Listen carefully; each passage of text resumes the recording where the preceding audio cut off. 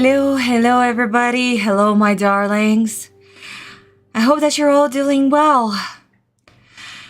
Hi Kat, welcome to the live stream. Hello my darlings. I'm so glad to see all of you.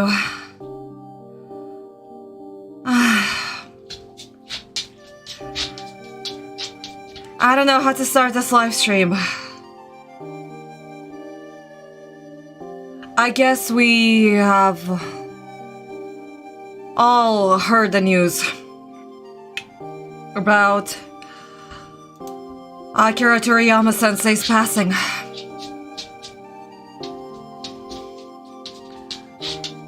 It was only known publicly about a day ago, or less than a day ago, that he had died.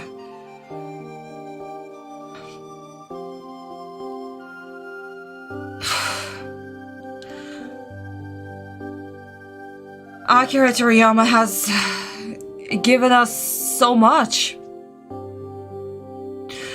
Not just Dragon Ball, he has inspired so many other mangakas around the world. And many more future generations.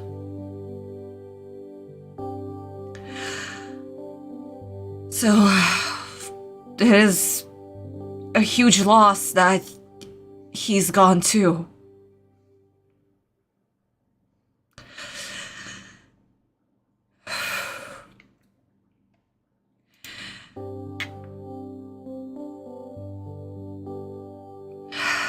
Yeah, may he rest in peace. Akira Toriyama was also Sensei's greatest heroes. He also has inspired him so much. And to lose him like this, it's very sad, guys.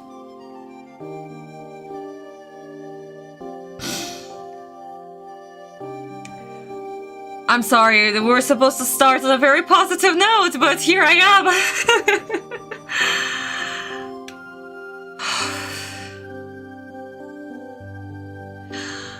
I think that, guys, we should pay our respect and tribute to Akira Toriyama.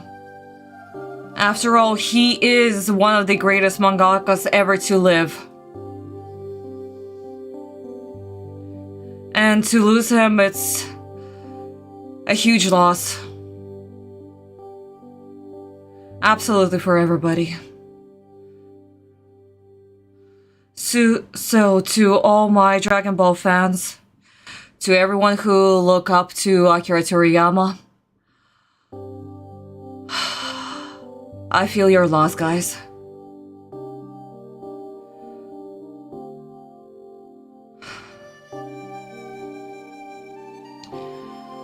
I don't know if this is right or wrong. And I don't know how many people will decide to stick around, but I really want us to pay our tribute to Akira Toriyama. So, if it's okay with all of you, I want us to offer a minute of silence.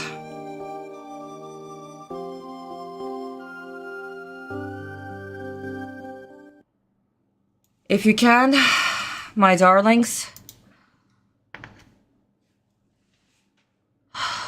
let us all stand up and pay our tribute to Akira Toriyama. If you hear this for the first time, I'm sorry that I bring this news to you right now. But I think it's the best that we should do. So let us all offer a minute of silence to one of the greatest mangakas ever to live.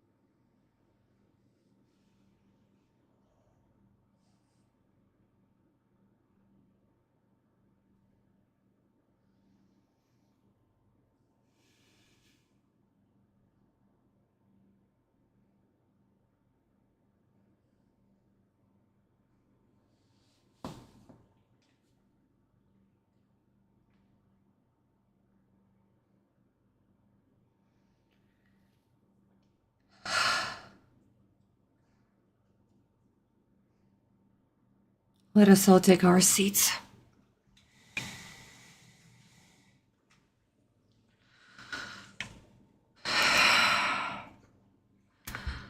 I do apologize for starting the stream on this note, but this is something that had to be addressed, my darlings.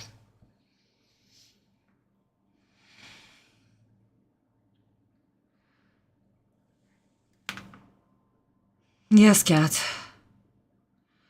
I believe that's very true that Takahashi-sensei welcomed him.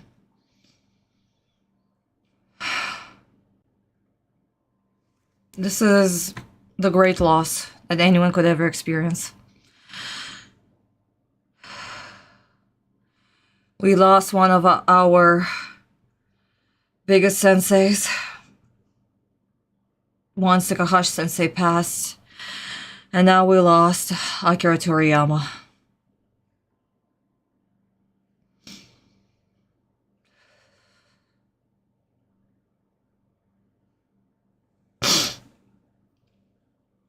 So, guys, what I think that we should continue doing, we should continue supporting their work, the legacy that they have left us. So their work will never be forgotten, no matter what. Let's continue passing their work from generation to generation, so that no one will forget about them, ever.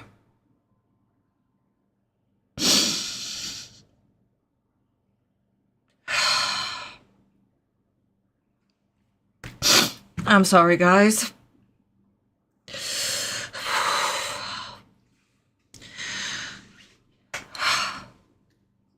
Hey, Fallen.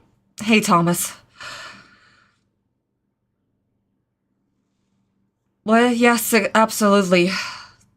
Let's continue working and making more tributes and making sure that their memories will live on forever. Hey, Anne-Marie. Well, I'm sorry, guys, that's definitely not a way to start a live stream, but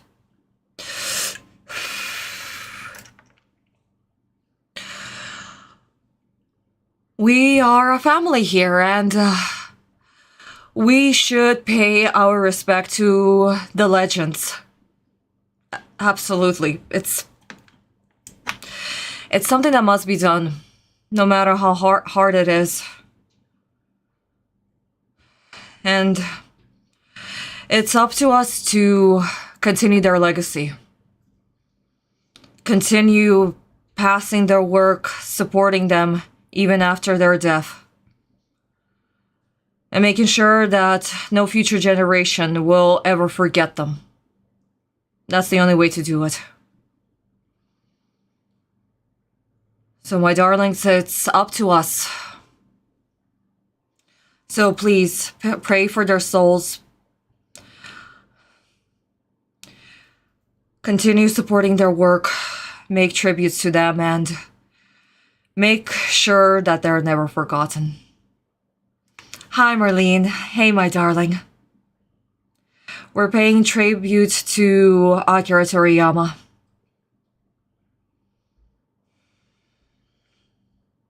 Thank you, Anne-Marie. Thank you, my darling.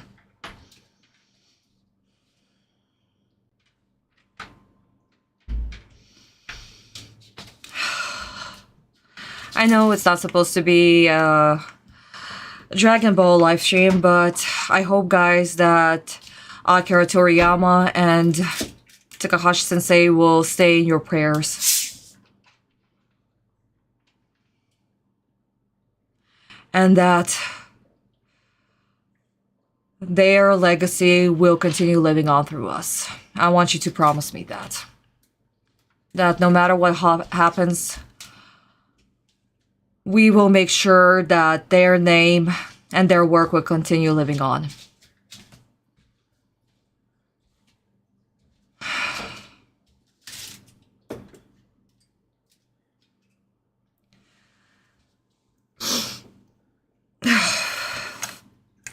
So, my darlings, do tell me, how are you this week? How's everything? How are you been? I hope that your week have found you well. My week has been okay so far. Until the last moment. But I hope that you all are feeling amazing as well, my darlings, and that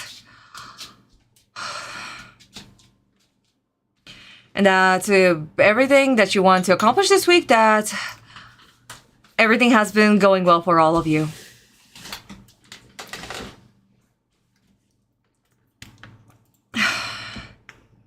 This stream, we are supposed to watch episodes 31 and 32. And actually, starting from today's episode, episode 31, we are entering our new roster this week. Aw, you're a can, Malene? That's great to hear, darling. Aw, I'm glad that you're entering Pokemon tournaments. That's great. That's very wonderful to hear. Oh, Ken, I'm so sorry to hear that, darling. Yeah, work is work, and work has been hectic for everybody. Also, my darlings, my beautiful women. In Russia, on Friday, we celebrated Women's Day.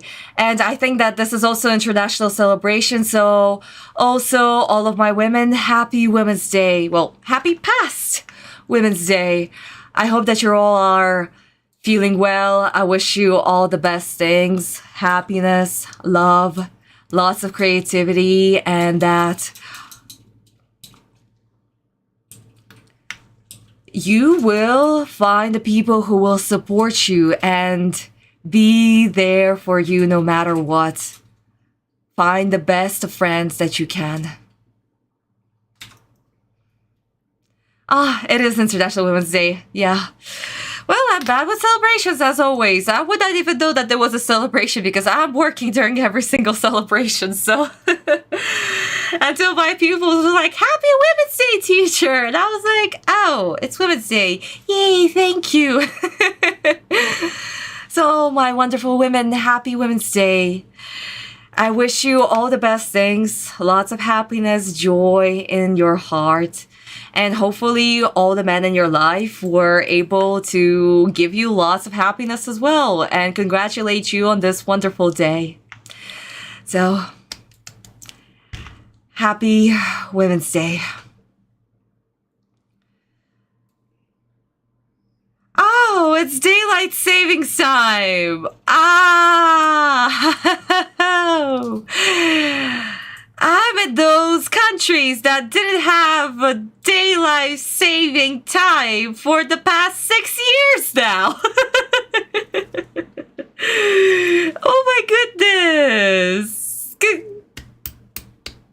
I'm praying for you, US, and all the countries who still have that. My praise goes to you, my darlings. Oh, that's great, Fallen. That's absolutely great. Congratulations. Hope that you'll be able to share your OCs with us in the future, maybe in a video or two. That would be lovely to see. Yeah, I guess we are lucky. I don't know. We've kind of canceled the daylight savings thing 6 years ago because we thought, why do we need it again? So yeah, it's kind of God. Oops. It's Mother's Day tomorrow. Oh, that's great, Anne-Marie. I see. Right. Oh my God. Yeah, guys, I'm bad with celebrations. I literally suck at them. For me, work is work. I work and everything is work. And yeah, there's only New Year's. That's my only holiday. So, yeah. Being a teacher in Russia kind of sucks. Oh well. Oh, Fallen, they're in your community posts. Oh my, guys, please, after the stream, darlings, go to Fallen's channel and do check them out. That would be absolutely lovely if you do and give them likes and your opinions. After all, Fallen has done very good OCs in the past. He's also shared some of the backstories with us, so that would be lovely to see and actually support Fallen. Plus, Fallen supported me for so many years, so that would be absolutely lovely. So go check him out after the live stream or during the live stream. Please, please, please. Hi, Krabby. Hello. No, you didn't miss much, honey. At the beginning of live stream, we paid our tributes to Akira Toriyama and to his memory. Yeah, no, it is very detrimental to people's health, Cat. I absolutely agree. But not a lot of people want to do that. After all, it's a tradition thing to have daytime savings. So, yeah. Hopefully, maybe somewhere in the future, once people decide. Or the government, which government sucks currently.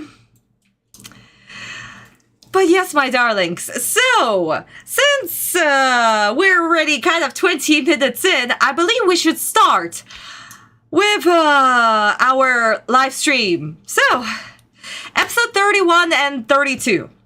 As I told you, my darlings, this is the very, very first episode where our new roster starts.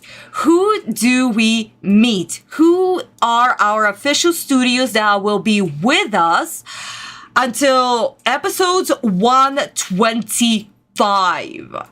I'm not even joking right now, guys. This is the beginning of our biggest roster that won't change until episode 125. So, in episode 32, we will be meeting a completely new studio.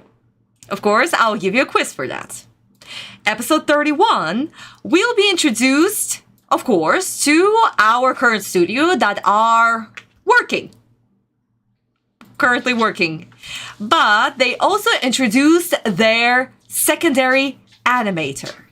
Question is, who is this animator? What's his name? And which studio introduced their new animator?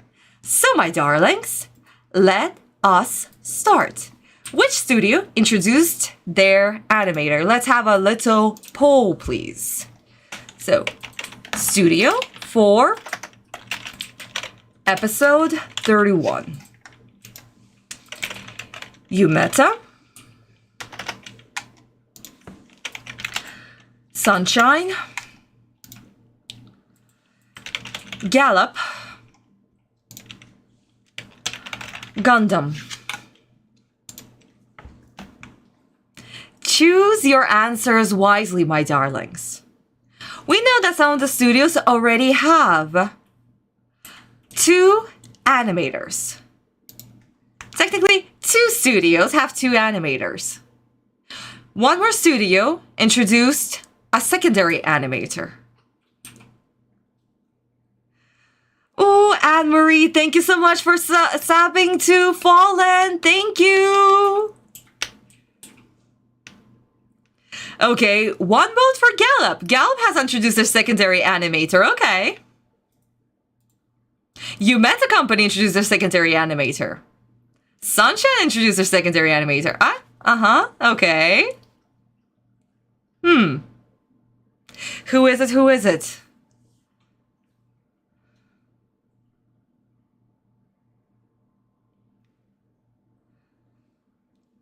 Only 3 people voted so far, my darlings. Who could it be? Who could it be?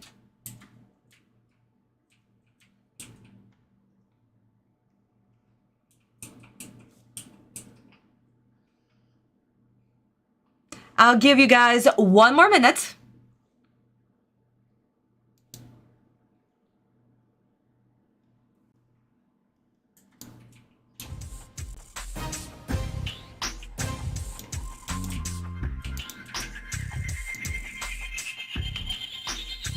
Gundam.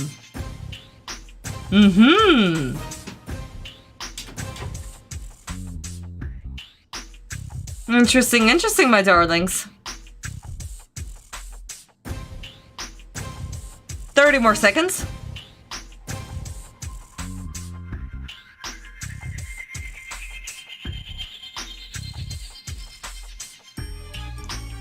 Hi, Lisa. Hey, welcome. Welcome to the stream. You have about 10 seconds left to vote.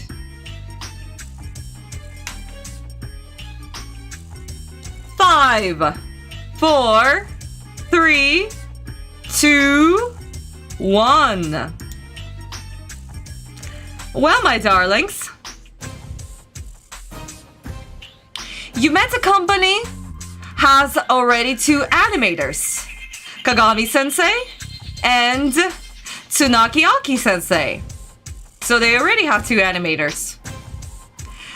Gallup also has 2 animators, Sugimoto-sensei and Tsuji-sensei.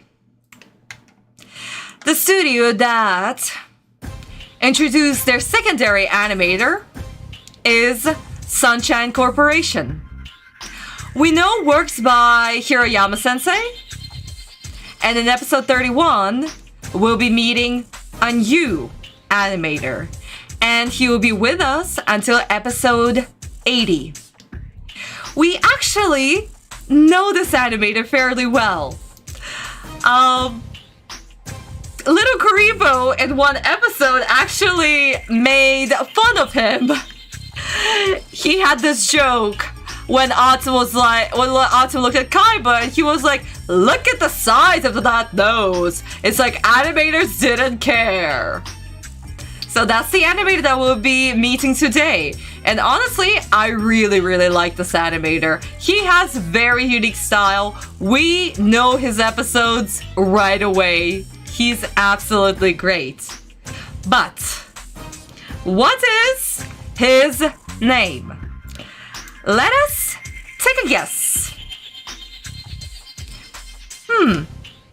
Should I make it easy for you guys, or should I make it hard? Should I introduce only the new names? Or should I give you a couple of names that we already know? I guess I can give you a mix.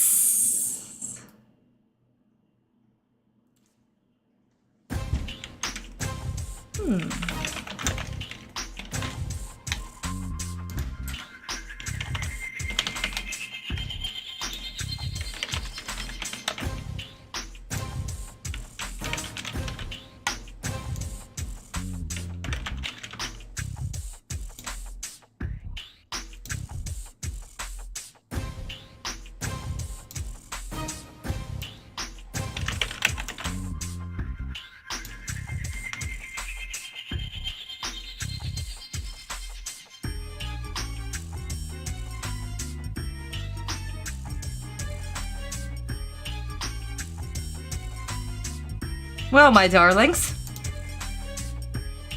who is our new animator that will be introduced by Studio Sunshine?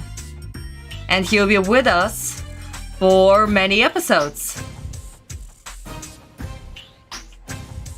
Okay, Tsuji-san, Hiroyama.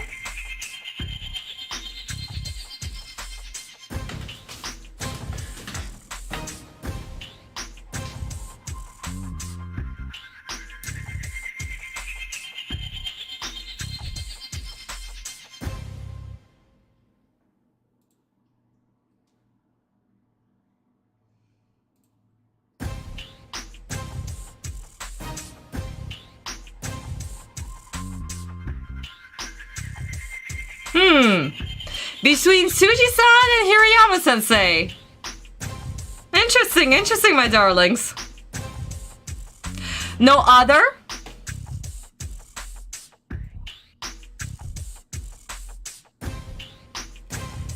Two animators we already know.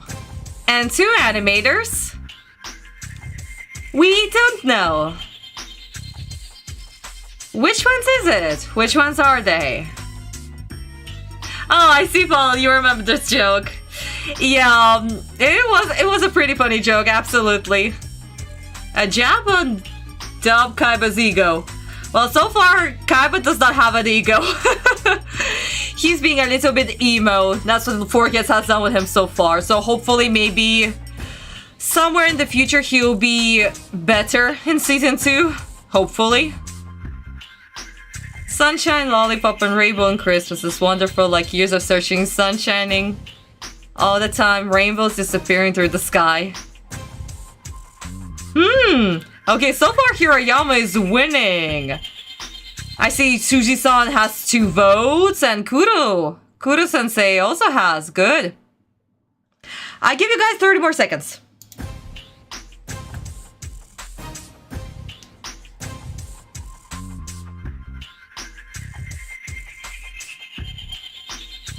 Eventually, the cover becomes a walking meme.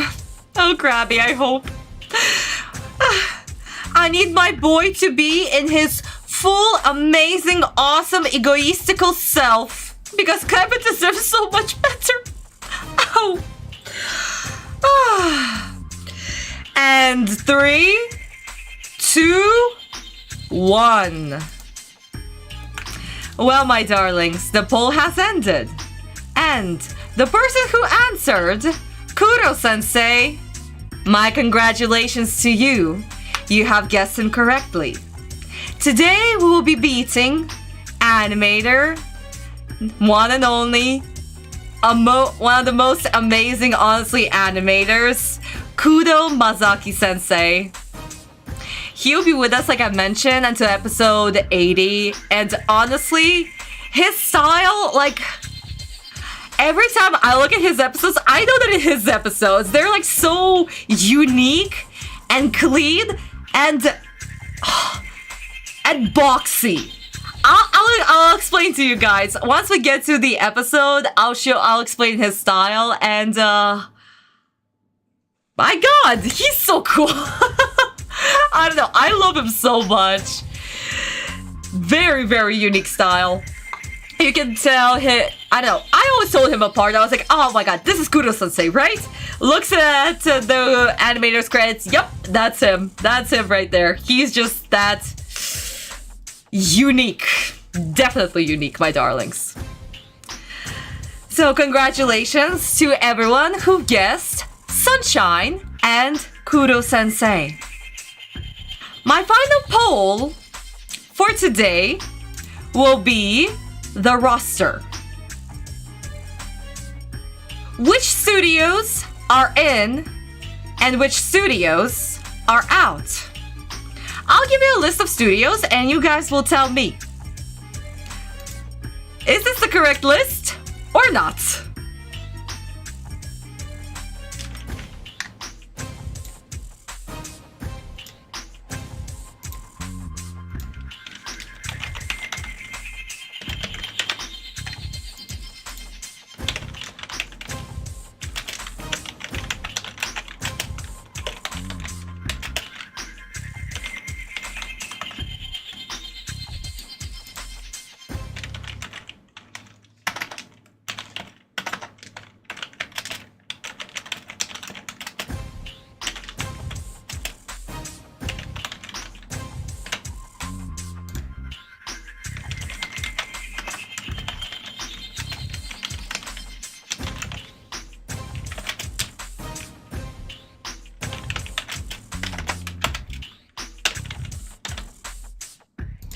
I'll give you guys only 4 options.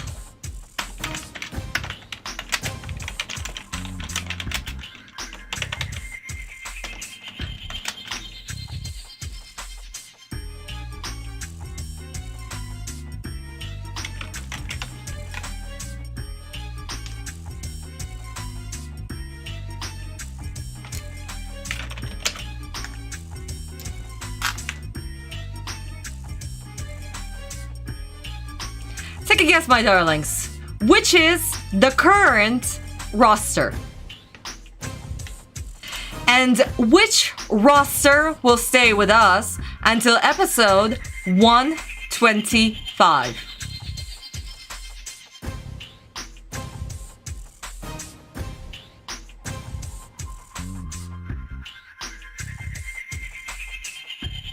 Mm-hmm. 3 people have voted for Yumeta, Sunshine, Gallop, and Gundam.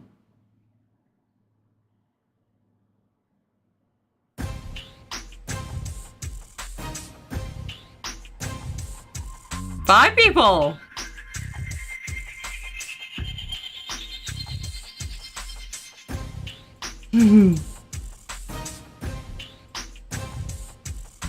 Excellent, my darlings, excellent. I see everybody's in unison and know exactly which is the current roster of studios. Excellent. I give you guys 30 more seconds.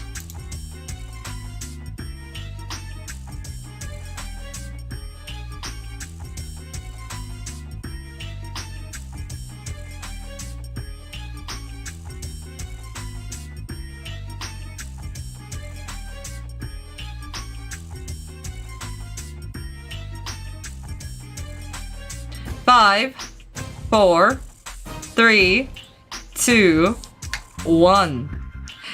Excellent. Absolutely excellent, my darlings. You are absolutely correct. The current studios that will be with us until episode 125 are Yumeta Company, Sunshine Corporation, Studio Gallop, and starting next episode, we will be introduced to the studio that will be with us until the end of the series. Until exactly episode 221.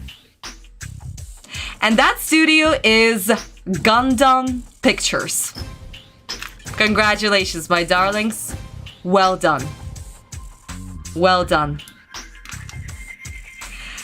No more new studios. No more new studios. Until a very, very, very, very long time. Literally in episode 150-ish. And of course, last season. I think that Little Karibo also took a jab at the studio. It was the episode where Noah was dueling Autumn, and Noah was like, oh my god, the animators don't even care how this episode looks like. This is where one of the studios will be introduced, actually, for a couple of episodes. Yep. So, yes, Little Creeper also took a jab on that. But my darlings, congratulations. Very, very well done. Please remember, these are our 4 studios. Yumeta, Sunshine, Gallop, and Gundam. And they'll be with us for a very, very long time. So please remember them. They're absolutely amazing, and they will carry more than half of the series. Sunshine will stick, Gallop and Sunshine will stick until the end. Gundam, what's introduced in the next episode, will stick until the end. Yumeta sadly will leave us in season 5. Very sadly. But it is how it is. So my darlings, I think that after almost 40 minutes, we can start reacting to episode 31. 31 by one and only Kuro-sensei. And as always, we will be talking about his animation. What does he do best? What doesn't he do? And so on and so forth, my darlings. So,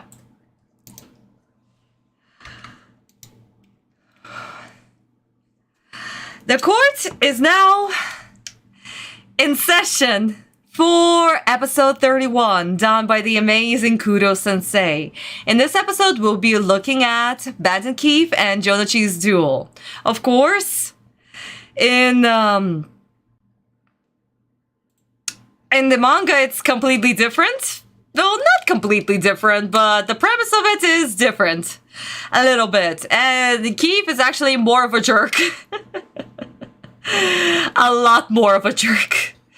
In the animated version, he's a little bit tame and curses far less. Yes, time to start the kid counter. Absolutely, my darlings. We'll see if we'll be able to survive. If all the kids will be able to survive today. So, court is officially in session. Oh yeah, there's a censor for this duel. Cat, no, come on. What is there to censor? What is there to censor? It's just a duel between Keith and Jolochi. There is no big deal about it. Come on, guys.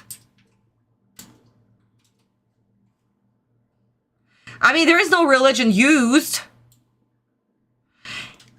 Ah. Hey, Ara. Hello. Welcome to the stream, my darling. Welcome to the stream. Oh, boy. Cat, you already scared me. There's a censor. Ah. You'll see. Guys. Come on, please. Okay. Court is officially in session, and yeah. I'm about to lose my sanity. As always, my darlings, Keith's dragon guns, they turned them into laser weapons.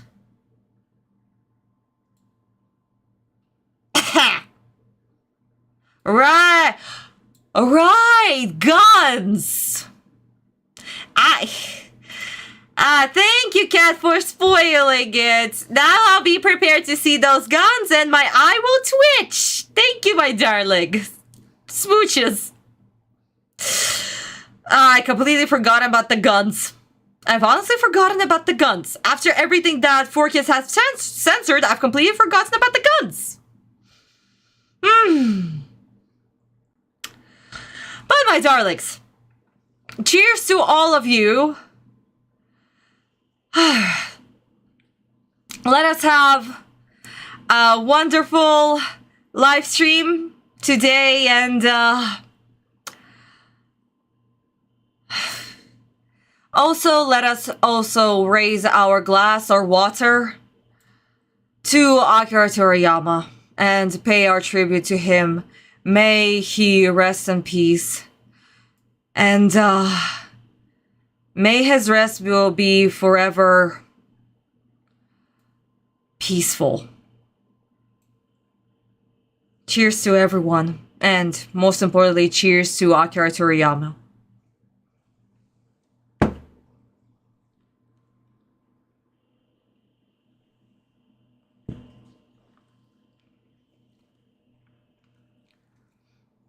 Oh, Ara, it was your birthday yesterday! Guys! It was Ara's birthday yesterday! We should definitely sing a happy birthday song! Guys, 3, 2, 1. Happy birthday to you! Happy birthday to you! Happy birthday, dear Ara! Happy birthday to you! Yay! Congratulations, my darling! Happy birthday! Apparently, 4Kids hates anything that goes pew pew. Apparently they do. Apparently they do.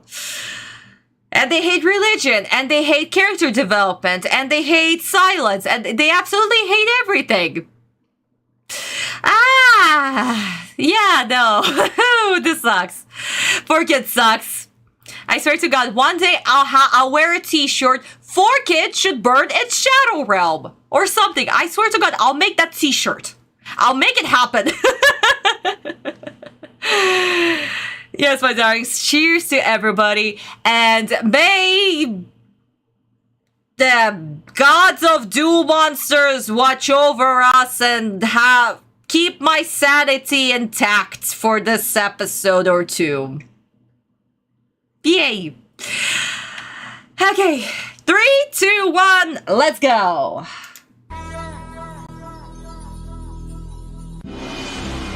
The first match of these playoffs has come to a close. Yugi Moto has emerged victorious over My Valentine. He will advance to the next round. All right! Way to go, Yugi! I wouldn't have won if not for your help. Everyone's help.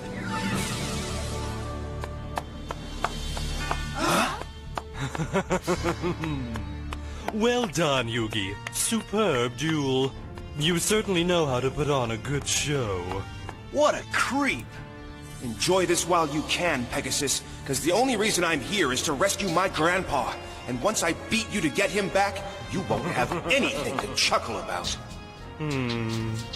Proceed. The second match of these playoffs will begin shortly. Bandit Keith will battle Joey Wheeler. Prepare your decks. Me? Now? Boy, that was sure quick. Joey, you're going to do fine. Come on, don't worry. Thanks. Guess I'm kinda tense. Yeah, you got a few reasons to be. First off, look who you're going up against. Bandit Keith, the Intercontinental Champion. I mean, the guy makes his living out of winning prize money from tournaments just like these.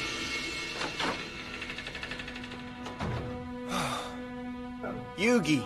Huh? What? Oh, hey, Joey. What's up? Are you okay? Yugi, if I win this, then we're next. You dueling against me.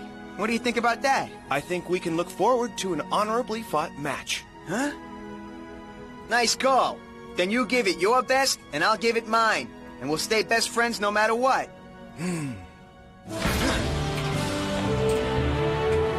Yeah, there's our man! Go, Joey! Okay, so far so good. I was not mad about anything that happened so far. 4 kids allergic to silence, but this is regular knowledge at this point. So yes, so far so good.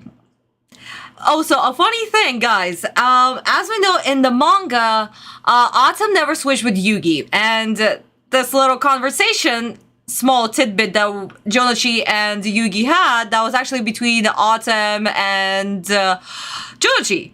So, yeah, this was another liberty that was taken by the studio, that Autumn should switch back with Yugi, and yep.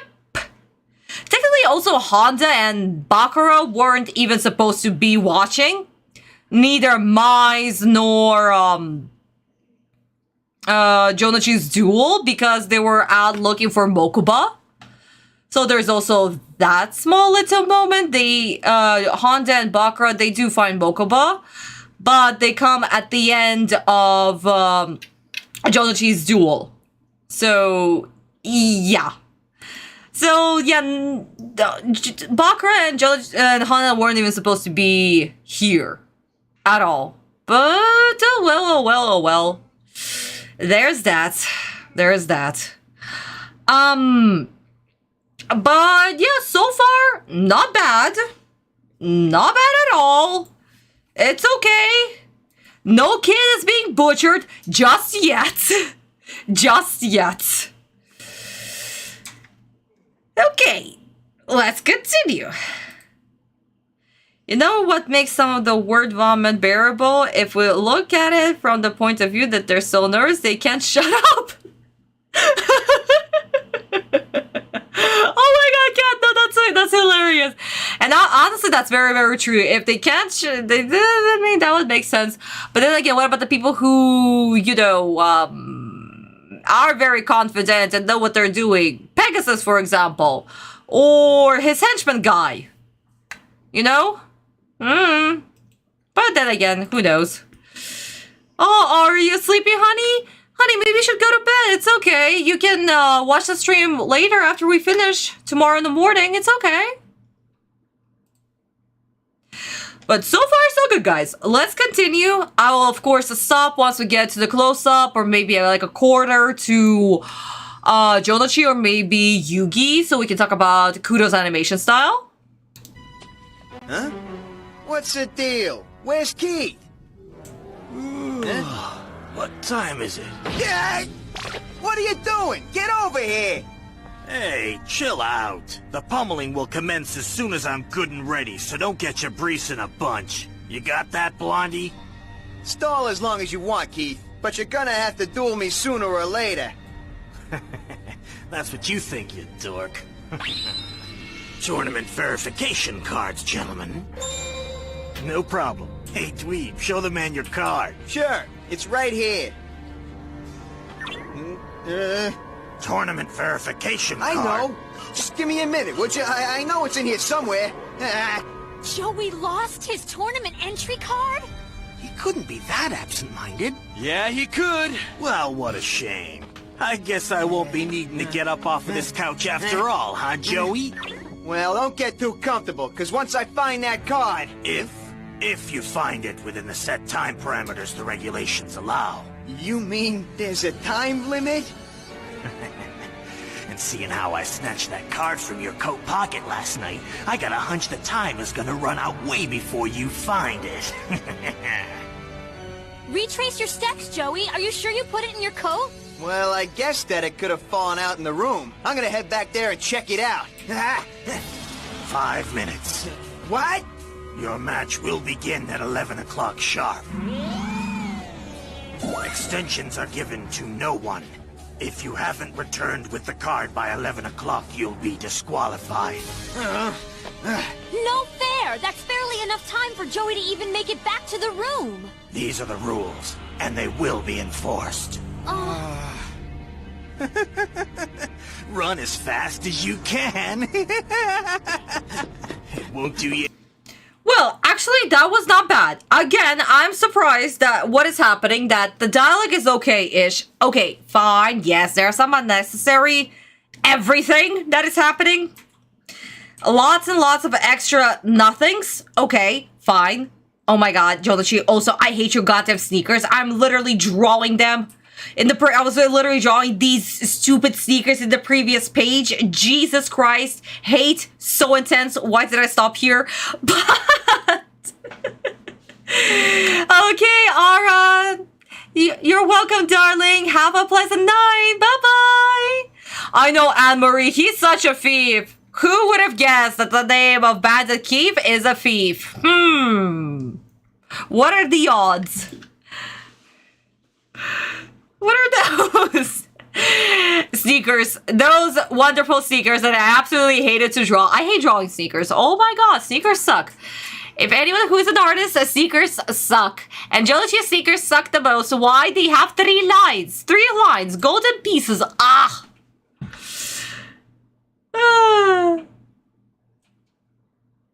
Told us before the first duel even started. Actually, yeah, we should have been told this before the duel started. Absolutely.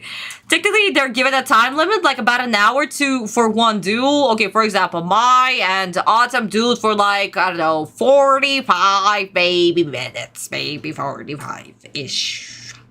Going on 50. But...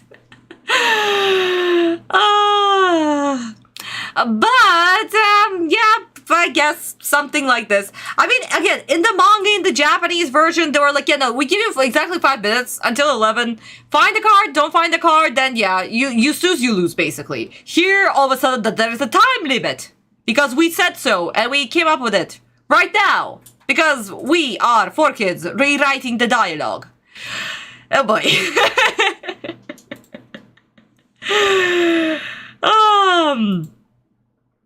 Especially since this at this point kind of comes off shoehorned and oh my god, cat punts.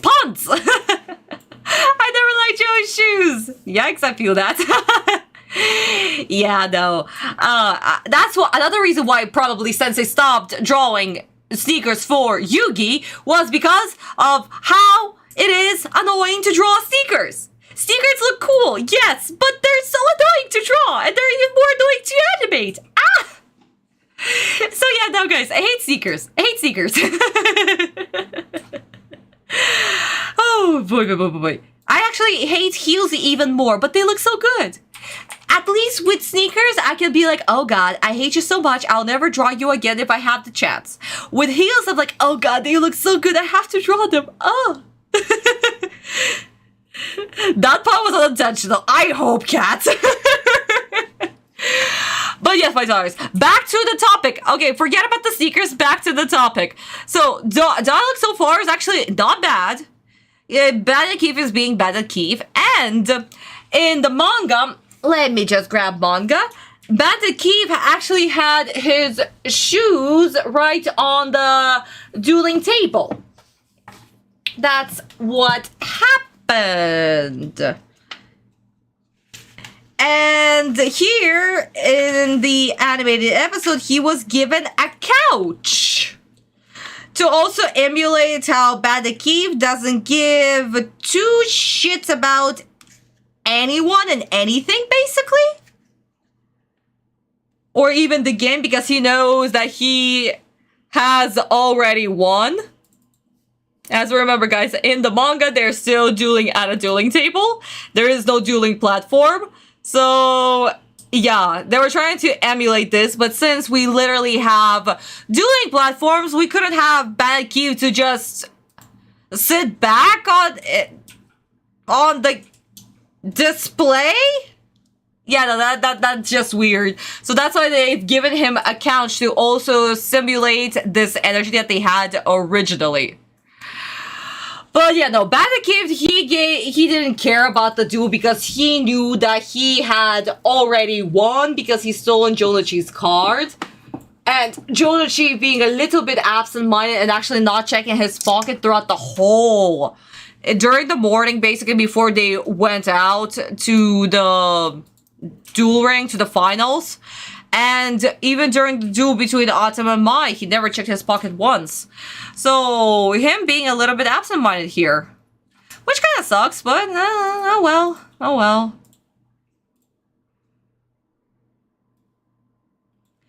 I think that you need actual trainers or sneakers look at design and then draw them. I mean, reference Anne-Marie is actually very important. Whenever I do any types of shoes, I always have reference. Of course, with heels it's much easier because I wear heels. I can just grab my heel and rotate it as much as I want. With sneakers, it's a little bit difficult because the only pair of sneakers, they're not even sneakers, but the only pair of that type of trainer running shoes that I own are my very old ass Converse. Yeah. So I just look up at the pictures on the internet and be like, okay, so I need this angle. What can I do? How can I rotate this? How does this shoelace go here and here and here? Yeah, I don't know. I hate sneakers so much. It's not the shape of it. Yeah, the shape of it also sucks. But again, the shoelaces, how you place it, and then you also need to make sure that the frame matches every single time. And with animation, honestly, this really sucks.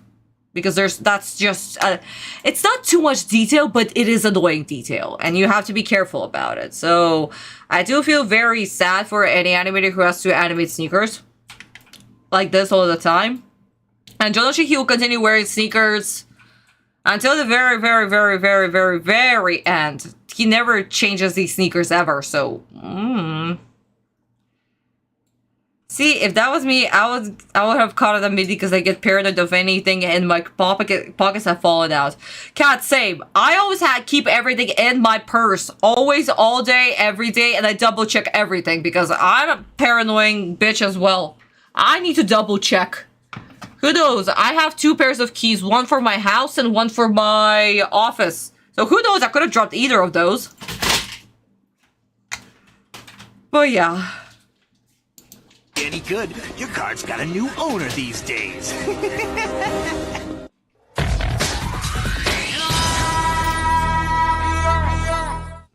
If I can't find that card in 3 minutes, then I'll have to forfeit to Keith. Hey, would you guys mind if I took off my boots? Do as you wish, but if you're not in the dueling arena at the designated time, you'll be disqualified too. Say what? Man, you suits and your rules. I don't get it. I can't find that card anywhere. I'd give Joey this Glory of the King's opposite hand card to duel with, except then I wouldn't be able to duel Pegasus and save my grandpa. Ah, come on. Huh? Can't we just disqualify that punk right now? We all know we ain't coming back anyway. What's that mean? You're wrong. He'll be here. Come on, think about it. Your little friend's been scared to death of me ever since we had our little run-in back at that cave. You know he's not looking for that Glory of the King's hand card. He's looking for a place to hide. In fact, kiddies, he probably lost that entry card on purpose just so he'd have an excuse not to duel me. Pretty spineless, I'd say. No way! What? Joey has never... Well... I might actually kill a kid right now, honestly. It's not for the dialogue. Dialogue, okay, fine, whatever-ish. But it's the whoopish, whoopish, whoopish, whoopish, whoopish. Why do we need an additional sound effect whenever we zoom in closer and closer and closer? 4Kids, stop it! Come on! So, maybe... Yeah, no, let's kill a kid. I mean, we're like 6 minutes in. Usually I kill like 5 kids, and all of a sudden I'm killing us for a sound effect. Yeah, no, 1 kid. How to pickpocket. Apparently Keith explained it very well. So, animation question. Is there a reason why a background is moving slower than how fast the Joey is running? Yes, because background actually only has 1 frame. And Jonichi usually in such running animations like 6 to 8 frames. So what do we usually do? We keep those 6 frames, same pace, just non-stop this movement. And we're slowly zooming out of that 1 single background frame just to emulate that the character is running and the distance is growing slower and slower and slower and slower. Of course, yeah, it doesn't match, but it saves time, honestly, and budget to do such animation. Another reason why we do animation of running in the exact same place, literally just a character in the middle, like he's running in the middle of the frame, and then panorama is just going down and down and down and down and down and down and down and down and down. Really saves time and budget. Like one of the quickest and fastest animations to do, honestly. Just to have a character run in place while the background is just moving.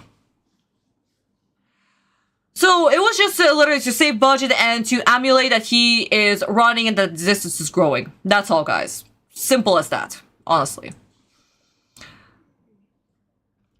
So yes, my darlings, that was a 9 out of 10. And let's talk a little bit about Kuro-sensei's animation here. Because I believe Yugi's frame right here is absolutely perfect. We'll also get to profile because Kuro's profile is it's chef's kiss. I don't know, I love it. So, what is so interesting about Kuro-sensei's style? Well, I don't know how to describe it, but I always called his faces little boxes. He has this very boxy style. All of his faces are squares. I don't know. All of his faces are absolute wonderful squares. It doesn't matter if it's Yugi, if it's Jonichi, Kaiba, Anzu. Everyone has the exact same, almost exact same shape of a face. A little box. And I don't know. I love it. I love it so much. Eyes, very big. Usually half of the face. If the person's eyes should be smaller, then all that he's going to do is just to make a chin a little bit bigger. That's all. Or a nose a lot longer. So that's also fun about him. So what do we have? I mean, just look at Yugi's eyes. Yugi's eyes are also very interesting. I mean, it's almost the exact same shape, right?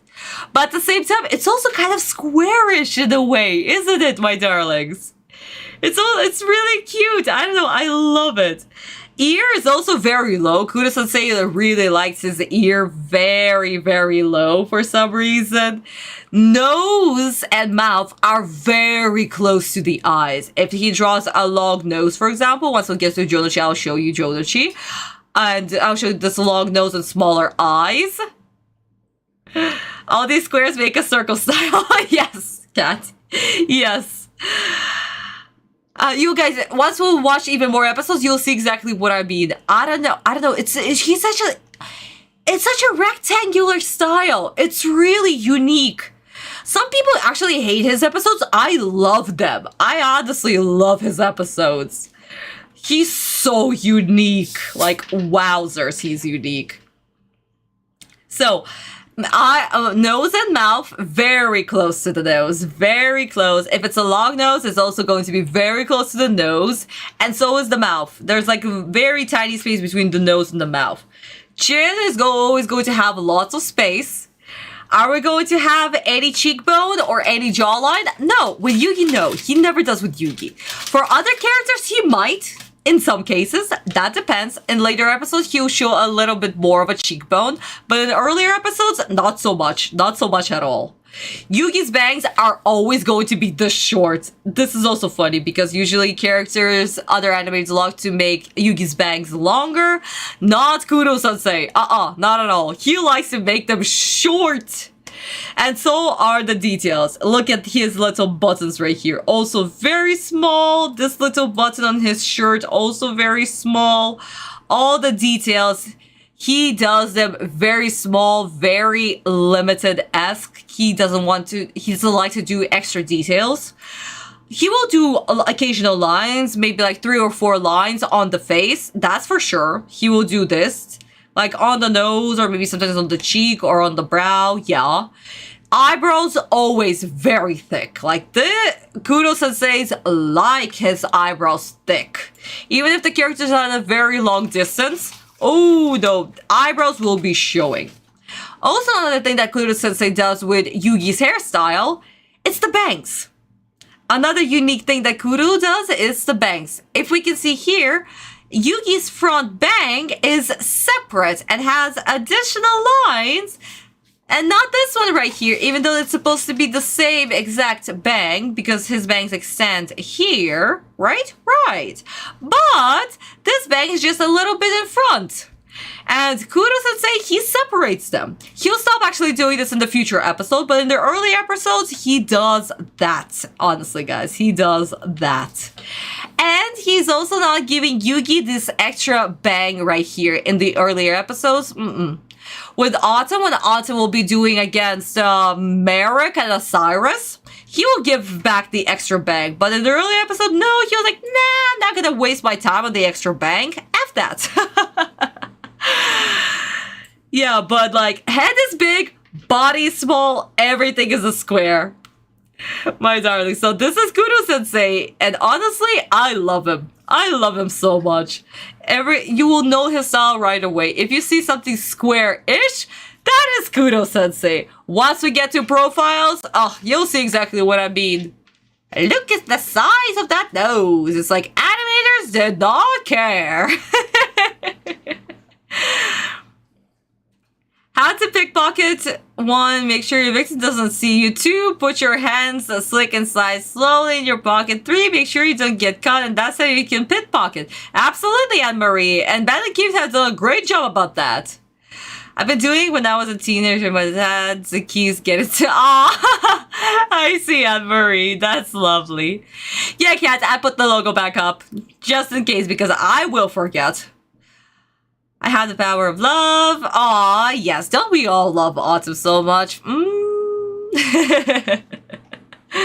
But yes, my darlings, this is Kudo-sensei style. Once we get to profiles, we'll discuss a little bit more. Also, I want to talk about Jonachi or maybe Honda. Honda is very close to Yugi, actually, because they both have very roundish faces. So whatever applies to Yugi also applies to Anzu. And actually Bakura, also very round face. And again, no extra lines, no softness, no nothing. He might do thick lines, like maybe like on the nose, like the thick line art. Maybe like the nose, the chin, maybe a little bit on the shoulders. But most of the time, he doesn't do that much. Not at all. He doesn't like his line art thick. Only when it's necessary. And of course around the eyes to emulate the eyelashes. But that's about it. But yes, my darlings, once we get to profile, to Jonachi, and we'll discuss a little bit more about Kudo-sensei. But so far, let's continue. Never backed down from a duel before, and he's not going to start to now. He'll be back, you'll see! Believe what you want, twerp. But there's only 1 minute left. Oh no. He had better hurry up. Man, what if he can't find that card? Come on, Joey. Must have searched the whole castle. And still no card. I can't believe it. After lasting on this island all this time, after beating duelists with twice my experience, after getting past all of Pegasus's traps, I'm gonna get disqualified from this tournament because of this? For losing one lousy card? Sorry, sis. I came close. I came real close. Get up off the floor, Joey. And quit all your crying already. You look like a big... Oh, I love you, Megan. Oh my god, you are gorgeous. Guys, as mentioned before, look at this perfect square. This is just gorgeous. Again, big, big, big, big eyes, nose very high, lips and mouth very close to the nose. Both nose and the lips are close to the eyes, and the shape of the face. Just look at this. This is just beautiful. Same thing with mine. Same thing with Yugi applies to Mai's bangs as well. Same exact thing. And again, the shape of Mai's hair also very different. And no extra lines, no thickness, no nothing. Very nice and clean frame. So absolutely lovely. Baby. Who's crying? I got something in my eye. Stupid thing won't come out. Here. Huh? Just don't go blowing your nose in it. You know, every time I think I've got you figured, you surprise me, Joey. Huh? Taya told me about your little sister. How you're dueling to win the tournament's prize money for her, so she can have that operation? Ooh, perfect.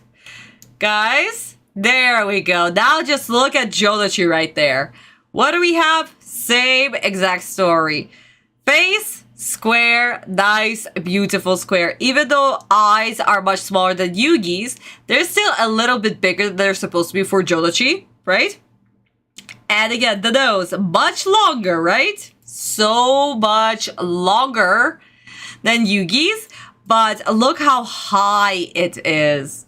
And look at the lips, how high they also are. So much space for the chin.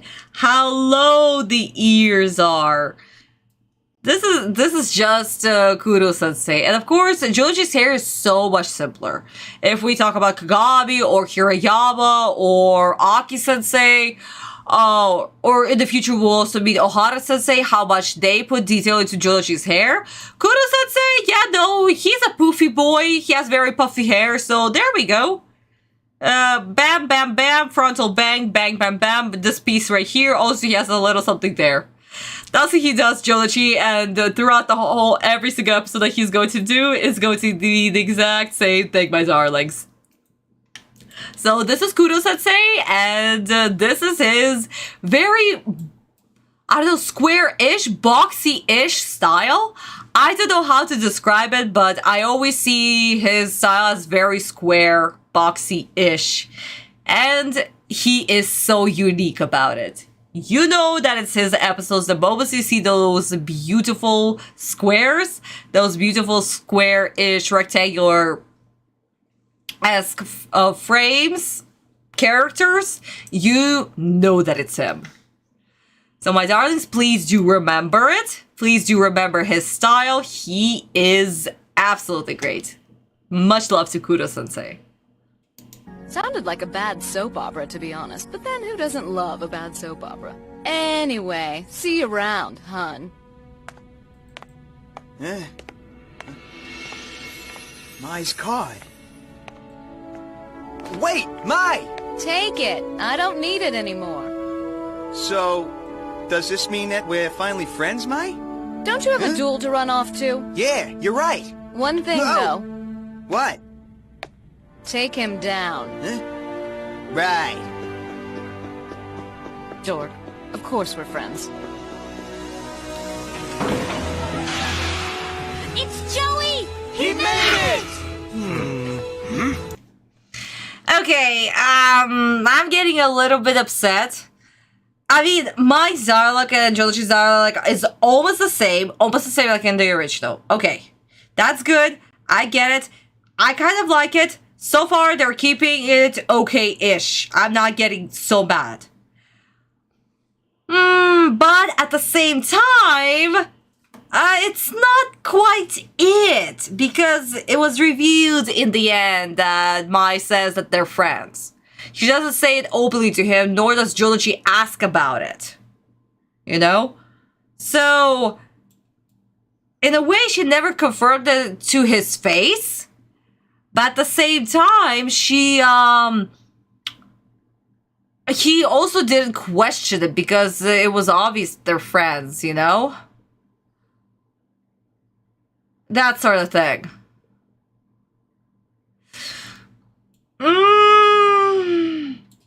Should we butcher a kid, my darlings? Because in a way, it is close, but not quite. But also yes, and no. Maybe half a kid? What do you guys think? Half a kid? Or one whole kid, since we only killed like one. So far, so good. Almost halfway through the episode, and we are already okay-ish. Close, but a miss. Yeah. Let's get rid of a kid. Okay, well, Anne-Marie said let's kill a kid. So another kid is down. Yeah, guys, it was very close. So I don't have a huge problem with it. But it's still a miss. Just like Kat said, it's still a miss. So, yeah. I say no killing till the real pain. Well, we still have 8 more kids, so it should be okay-ish. Maybe.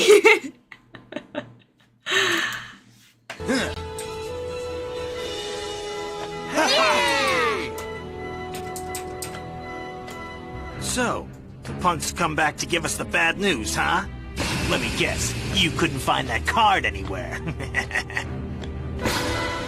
What are you talking about? I got it right here. Impossible! I'm using this card. Very well then. The duel will proceed as scheduled. I'm already beat. All right, Keith. Nap time is over. Time to duel. Fine. You know, a part of me wanted you to show up. A nice little warm-up match might do me some good. I'll warm you up and wear you out. Just you try it. The second match of these playoffs will now commence. Joey Wheeler, Bandit Keith, prepare to duel. Come on, pummel this lame-o. Come on, Joey. You have to win this match or you're out. Ready? Begin. Let's duel!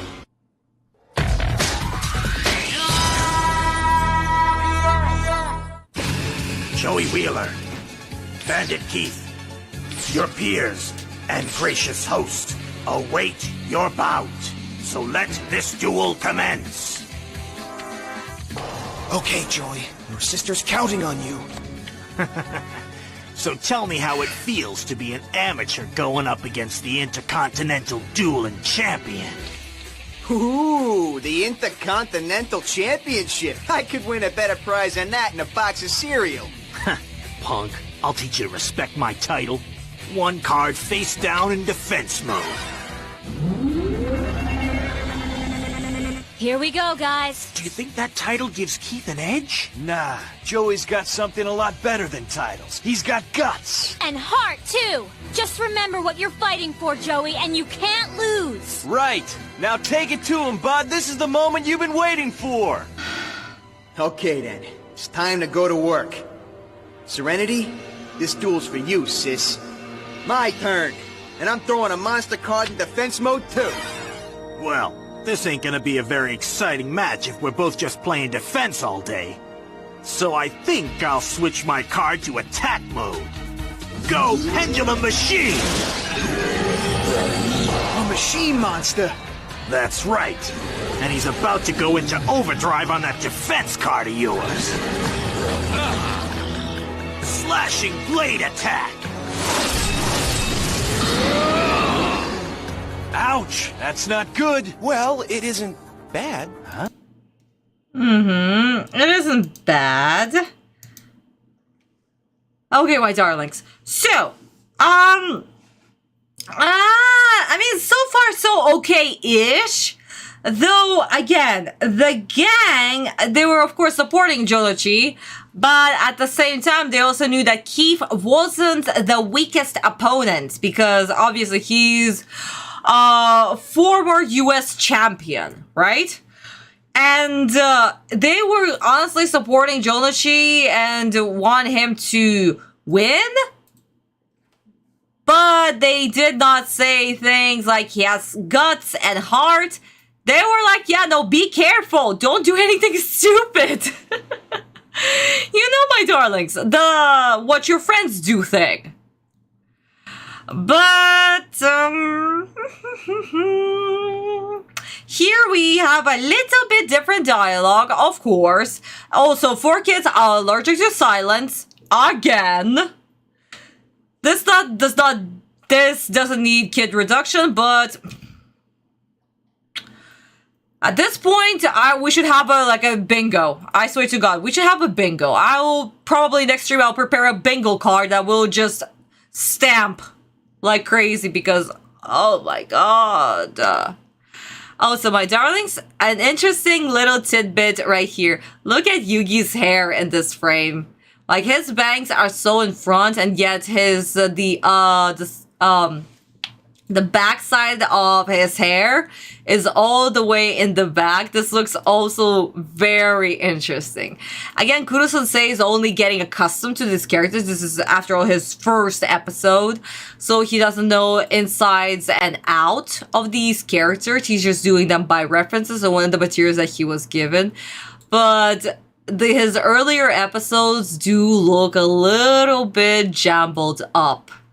As well as the position of his hands. Like, he likes to do the body, if he needs to do it in the frame, very, very close. He doesn't like to elongate his frame. So if he could fit in as many characters as he can in a frame to save up animation, he will. And in the earlier episodes, yes, he will do that. Also, my darlings, a little Easter egg for you. Kuro-sensei also worked on Pokemon, so you might recognize his style as well. In the earlier 90s series, Kuro-sensei also did one of the episodes. Well, not one of the episodes, but a lot of the episodes. So if you might see any similarities to Pokemon, here we go. Kuro-sensei was also one of the animators on that show.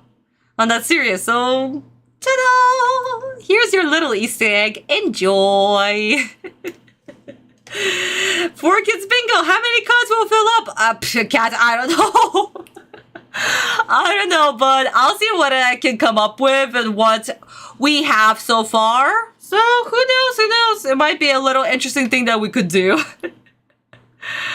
I just like the expression Joey's friends make when he makes one mistake or a couple of mistakes. I watched Pokemon in 1999. Yeah. So Kuro-sensei was also one of the animators for Pokemon. Sunshine Corporation, they did a lot of Pokemon episodes as well as the movies, guys. So it's not surprising whatsoever. Well, for me it wasn't surprising, but for you guys, there you go. Here's the world of animation. Enjoy. But yeah, no, of course his friends are going to be worried about Jodachi. In the manga, they were more confident in him. Here, they're saying that they're confident, but at the same time, not so much. Not so much, my darlings. Oh well. Anyway, I'm not going to butcher anybody for the dialogue just yet. This is not a very one of those hard moments. We can continue.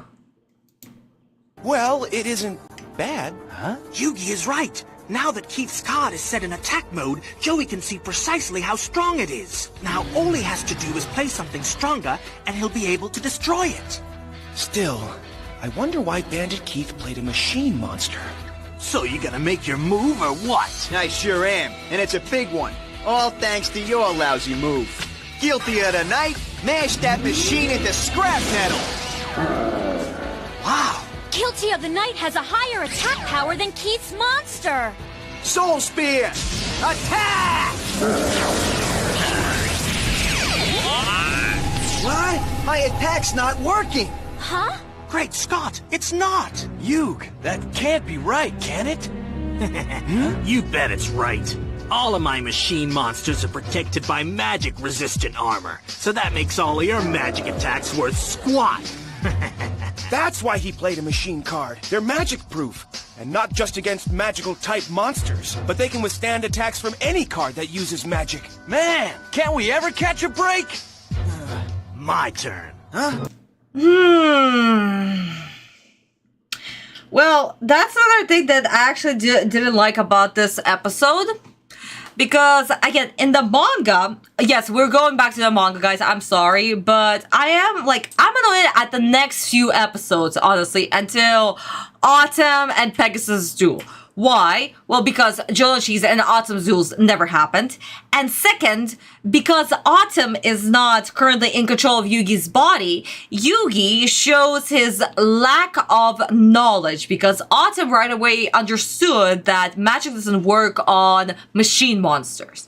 Yugi didn't figure this out and he just watched, basically. Of course, Autumn did not give any heads up to Jonoshi as well, but it kind of showed their level here, honestly. The level of knowledge of the card game. So, would it have been better if Autumn was here instead of Yugi? Maybe. Honestly, maybe. It would just show us a little bit more of Autumn. Well, technically, Autumn was supposed to be throughout a Duelist Kingdom. Almost all these couple or maybe 3 days. 3 days, yeah, it was 3 days. Only like the first night Yugi actually switched back with Autumn, but most of the time Autumn was present. And here in the animated version, they decided to have Autumn more on the sidelines and Yugi more present because we didn't have season 0. So, yeah, I'm not a huge fan of this change, but I do understand why this change was necessary. But yeah. Wait, wasn't that a fusion? Wait, that was a fusion. What? I didn't even look at the card. Let's go back a little.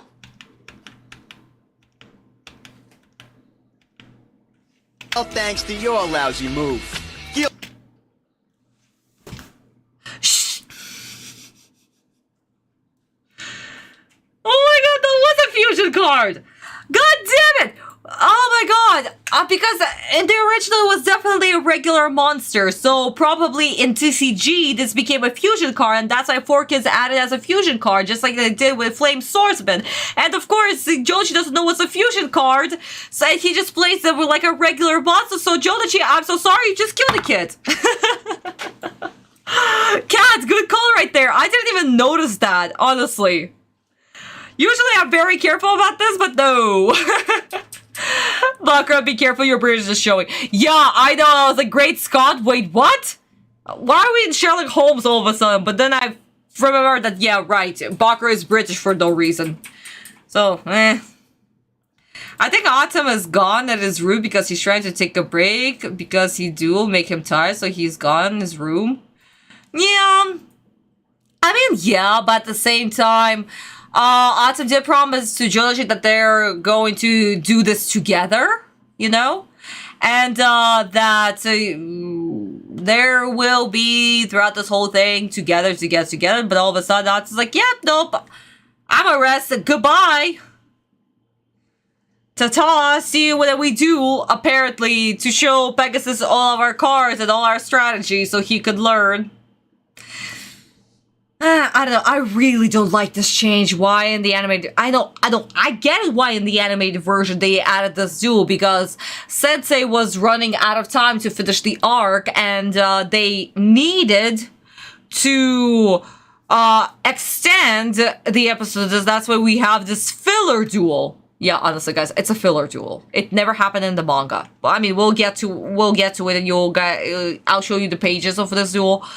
Lack of the duel, but this filler duel was literally done because Sensei was working on Pegasus and Autumn's duel, and he was running out of time, so that's why they added this duel to give him more time. This happens this is what used to happen when in the early 2000s, in the 90s, when mangaka couldn't finish an arc or a chapter or an episode.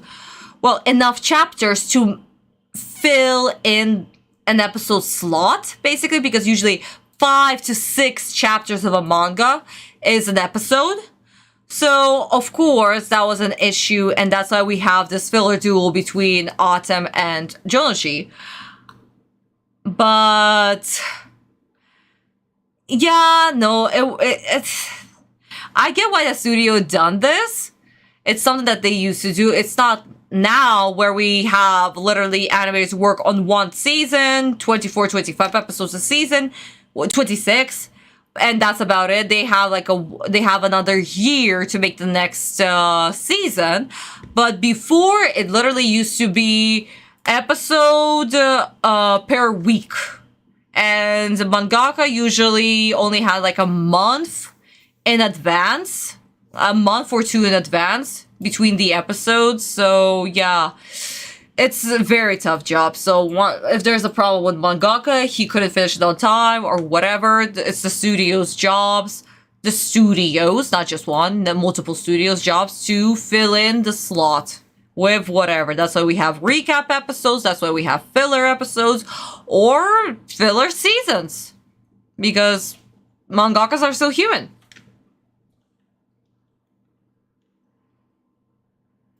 I remember when I read manga and got to that part and I was really confused when there was no duel between Joey and Autumn. Yeah. There was no duel, guys. There was no duel. And honestly, it makes absolute sense that Jonoshi put his faith into Yugi and he just gave him the card and Autumn continued the duel. Because there was no point. They've won. Both of them won, basically. It's... Who was supposed to duel it against Pegasus? Okay, fine. Maybe... Okay, we would have the duel between Autumn and Jonoshi, right? Right. Autumn would have probably won. If he would have won, he would have faced Pegasus. If Jonoshi would have won, he probably would have lost against Pegasus. So was there a point to have this duel? Not so much. Not to mention Pegasus reads people's minds. So... And at this point in the manga, people knew that yeah, no, Pegasus reads minds. Except for Mai, duh. And Bad and Keith, duh. But... No, they saw that there was no point to do it. And then Pegasus was like, yeah, no, I'm gonna do Autumn. F it. What's the point? What's the point of waiting? So, that's how it is, my darlings. But yes, Jonoshi apparently doesn't know the rules of the game again. Because 4Kids decided to make this card into a fusion card. Because probably in TCG, it's a fusion card already. I know there's a fusion monster, but the fingers and the rules and Duelist Kingdom, in Duelist Kingdom, he didn't have the requirement for it, and that's why Jonoshi didn't know what requirement for his fusion card. Technically, they didn't even have fusion cards in Duelist Kingdom. Well, Autumn would fuse a lot, yeah. But there was like now no fusion card in the extra deck. Most of the time. Autumn just fused whatever. Basically. And that was about it. They could have, you know, RPG rules. So technically, there were no fusion cards. No purplish cards. And only those purple fusion cards only happened in Season 2, Battle City. And that's all. So, yeah, no, here we are. Oh well.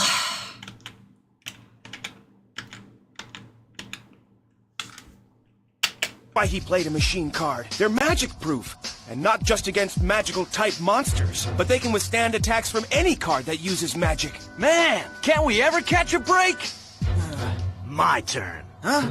And I got another well-oiled machine all ready for you. Launch your spider! More machines, just great. His whole deck is probably full of them.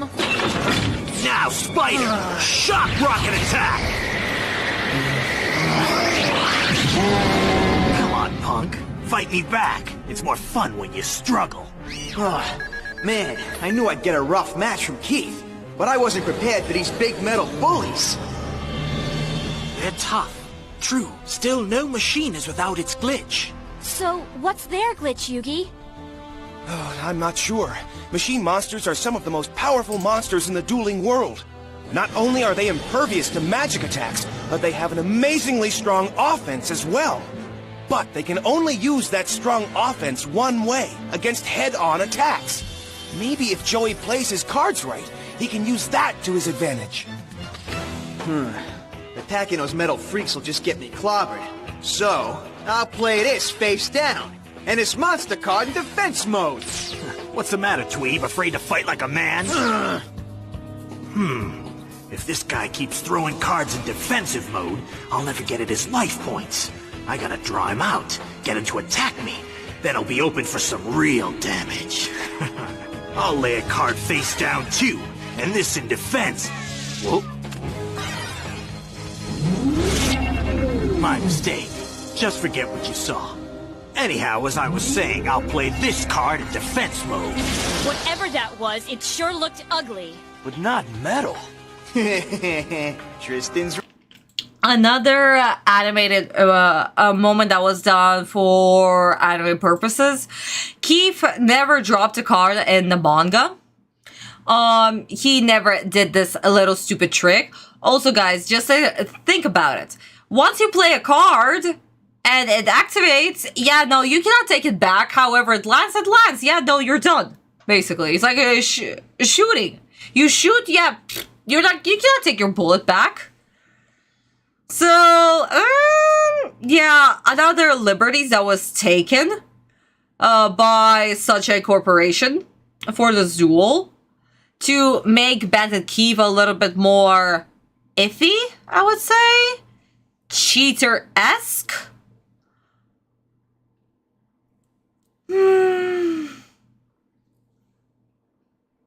My mistake, yeah, sure.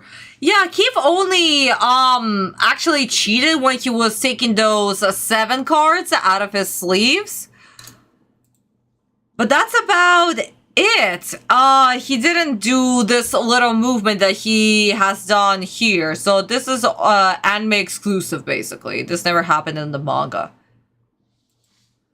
But so far, so good. 4Kids are not ruining so much. So I'm just like...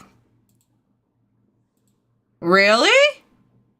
We've only butchered like 3 kids? Usually it's always bad, but here we are? I guess they didn't care about Jolochi much, so they were like, yeah, no, let's just keep it how it is. Right. That card wasn't a machine. It was a shadow monster called Zoa, a beast my flame swordsman could toast easily. And unlike machine... And why is it now a regular monster? Guys, usually we had the whole screaming match about... Let me just move this. Usually we had a whole screaming match about Flame Swordsman being a fusion monster. And I was like, why is it a fusion? It's not supposed to be a fusion. It's supposed to be a regular monster. Now, all of a sudden, in episode 31... Flame Swordsman is not a fusion monster? Yeah, no, 4Kids, F you. You stick to your guns and make him a fusion monster to how he's supposed to be in the future, or you don't do this BS in Duelist Kingdom until it's actually done in Battle City. So no. You just butchered the kid. Congratulations, 4Kids, you suck.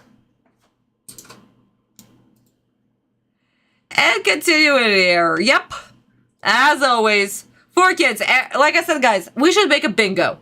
How much did they butcher from the previous episodes? We should, for sure.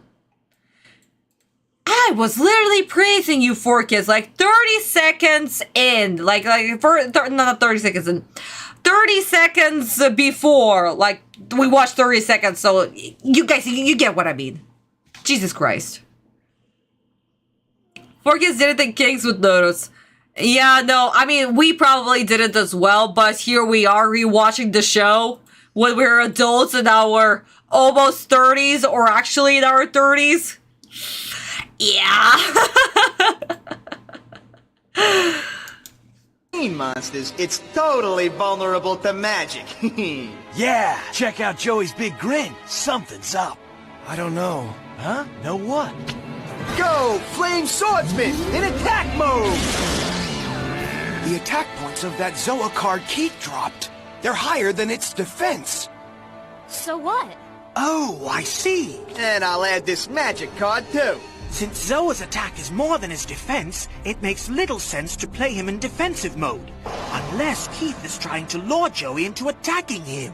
Go, Salamandra! His magic raises my attack power by 700 points! So then Keith must have shown Zoa on purpose. Joey, wait! Swordsman, attack! I gotcha. My trap activates. What? Go Magic Metal Force! Now Zoa is Metal Zoa, and 400 attack and defense points stronger.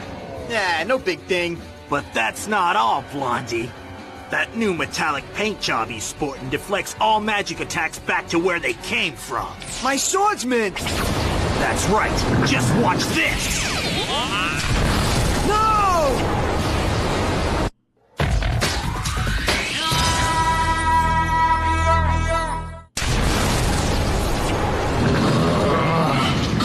My swordsman's been outmaneuvered!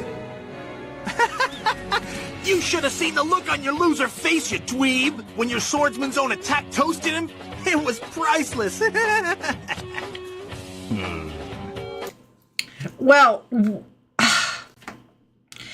can I kill a kid for the name butchering? Because I don't even know what Keith said. He called it some crazy ass name, even though it was like a metamorphosis or something like that. What the hell? 4 kids and their stupid ass names and their accessory cards. Well, thank God it's not an accessory card, right, guys? Metamorph. Yes, Cat, exactly, Metamorph. Oh my God. That was priceless, Joey. Yup. Not to mention again, like in this episode, okay, so yeah, no, we're killing a kid for a Metamorph. And second, guys, it's also interesting because in the original, again, in the manga, Joji wasn't this stupid, and for some reason they, the studio decided to, in order to prolong this duel, they made Jonochi do lots of big mistakes, like with Flame Swordsman and other things, and this little tidbit with him dropping the cards and ta-da-da-da-da. So, yeah. It's called Metamorph in the real life. There was no reason to change. Yeah, there was no reason to change Krabby. Exactly. I mean, you can butcher one just for Keith acting like a stereotypical American bully dialogue. Speaking, replace acting with speaking.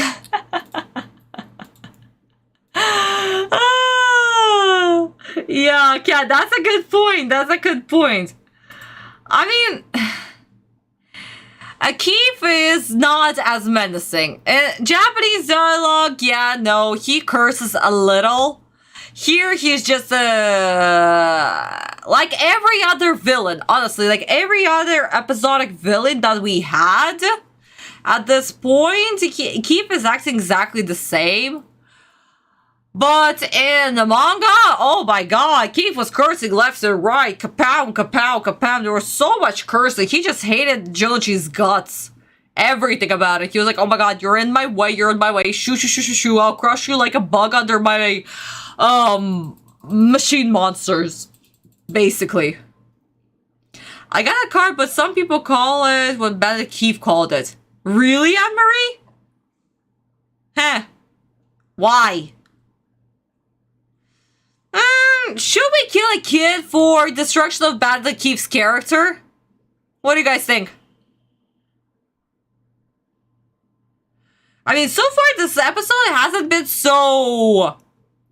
Swore like a sailor kid did. Oh, absolutely, Fallen. Jesus Christ, he did. He did.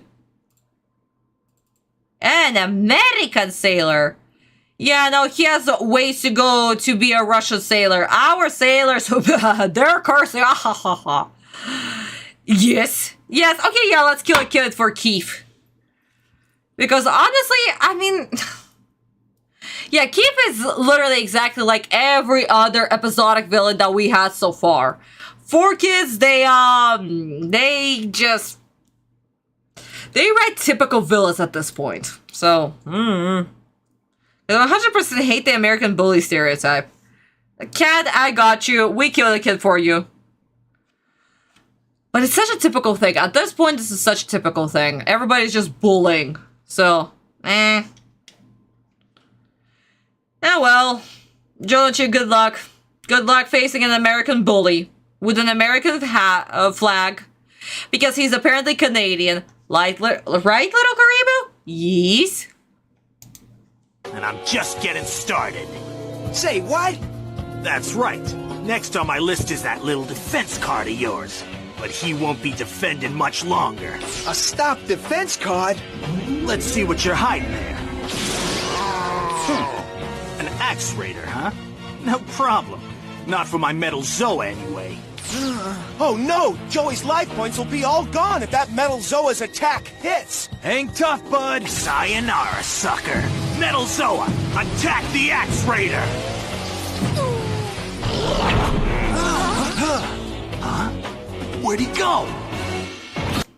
Honestly, that was just an asshole move right there. So I'm just going to butcher a kid for sayonara. Because why? For kids, why? You're literally dubbing Japanese anime, and yet you're also making fun of the world for farewell? No, F you guys. That's just not funny. I don't care about that, but honestly, that's just not funny. Of course. Huh? Nice move. All right! You fell right in my trap, just like I planned. No way! You set a trap for me? Perfect! The Chasm of Spikes card! Now, not only is Metal Zoa destroyed, but 1/4 of his attack points will be deducted from Keith's life points! Not bad, huh? I only wish you could have seen the look on your face when that Metal Zoa of yours got shish kebab. It was priceless. You tell him! It's about time someone gave that bandit Keith jerk a taste of his own medicine! That's not the only way he's turning the tables on Keith. I think Joey might have finally found the glitch in those machine monsters. Rather than try and beat them in a direct assault, he's letting his traps do all the work. And now Keith's only winning by 100 life points. All right. Go, Joe, go! My turn. And first I'm laying his face down. Oh, and it's a trap card, so don't bother attacking. Wow. Will you just look at him duel? Careful! You haven't won this duel yet, Joey! You amateur! That's gotta be the lousiest bluff I've ever heard in my entire dueling career! And next, I'm switching my Axe Raider back to defensive mode. And throwing this in attack mode. Defensive mode? We're back to the word defensive mode? That's it, I'm butchering it, kid. F that. Defense mode. We only have defense mode. F all of you. This is ridiculous. Defense mode, not defensive. We don't need an extra suffix. I don't care about you 4 kids or whatever the shenanigans that you're going on. There is no such thing as defensive mode, and there is no such thing as an accessory card. So F all of you. Jesus Christ. Oh, Anne-Marie, you have that trap. Yeah, no, that trap is cool. 4 kids, why should you go with the glitch for the machines? Cat, I don't know. I don't know, hun. Yeah, the track code what Joey had. I got it. Oh, I see, honey. How to English. Apparently, they don't know how to English. And this is Americans dubbing an American show that don't know how to English, my darlings. This as a linguist, this pisses me off. Not to mention, Japanese also use actual names. You could have translated it as defense mode. That's it. Defensive. God. Plus, the card game has been already out, right? How do we know this? Because they already applied TCG rules to Flame Swordsman and other cards, and they changed them accordingly. So, probably the modes, the cards, and other things were the same. And I'm sure that there was no such thing as a defensive mode or accessory card written somewhere in Yu-Gi-Oh! Rulebook, okay? But no, here we have the stupidity. Okay, honestly, I'm getting mad. I'm getting mad at the end of the episode. We're almost done with this episode. I'm getting mad. Woo! Go, Garoozis! Now jump that pendulum machine! Attack! With Battle Blade Strike!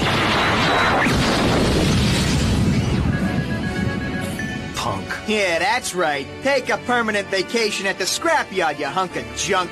Now it's my turn! Launch a spider! Demolish the Roozies! I knew you didn't have another trap card.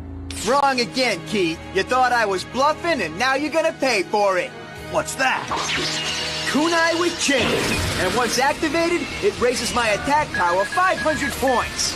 Attack, Garuzis! Battle Axe Crush!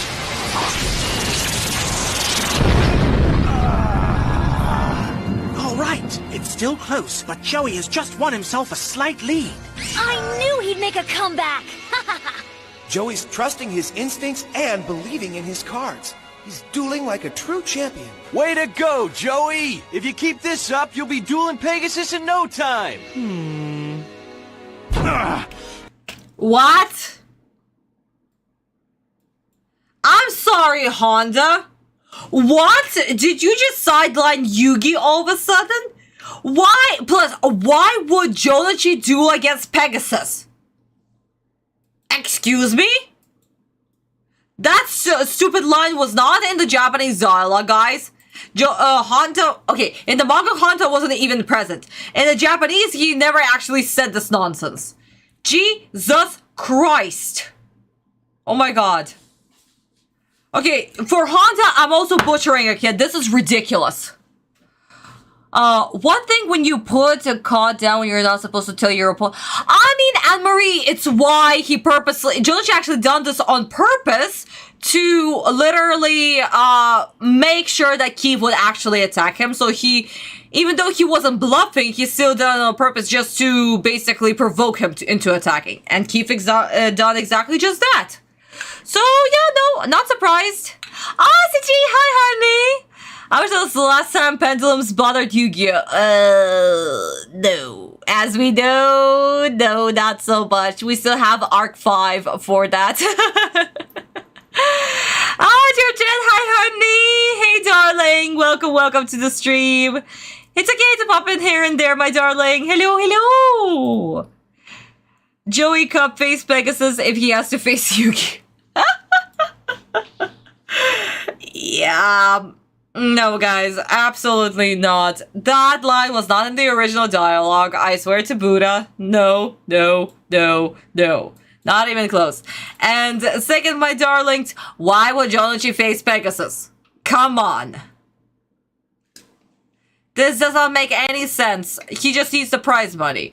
And by the anime rules, what he presents the cards with money, the king's right hand, and he gets the prize money. And Ata presents king's left hand, glory of the king or whatever. I don't remember the name of the cards, but you guys, get what I mean. The blank card. The blank card is supposed to be for Autumn's soul to be trapped in if he loses to Pegasus. Right? This is the anime rules. In the original, of course, to get the prize money, we needed to defeat Pegasus. So it was all up to Autumn to basically defeat Pegasus to get the prize money, and of course to get his grandpa's and Kaiba's and Mokoba's souls back. So yeah, it was all up to Autumn. But here we have anime rules. So basically, Autumn won the finals. He gets the prize money. He gives it to Jonichi, and that's all that Jonichi was after. And then Autumn gets to duel Pegasus. Ta-da! That was about it. But no, here we have Honda being stupid. Apparently. Sure. I'm not gonna let him make a fool out of me. What's wrong, Mr. Champ? Don't tell me you're losing your cool to an amateur like me.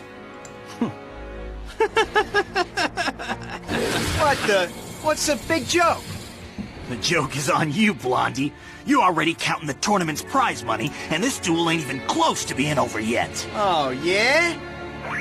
You think your traps will last you forever? You're gonna run out sooner or later. And then, I'll bring out my bigger machines and really give our audience a show. You're going down, you sniveling little wannabe. Nobody beats Bandit Keith. Nobody!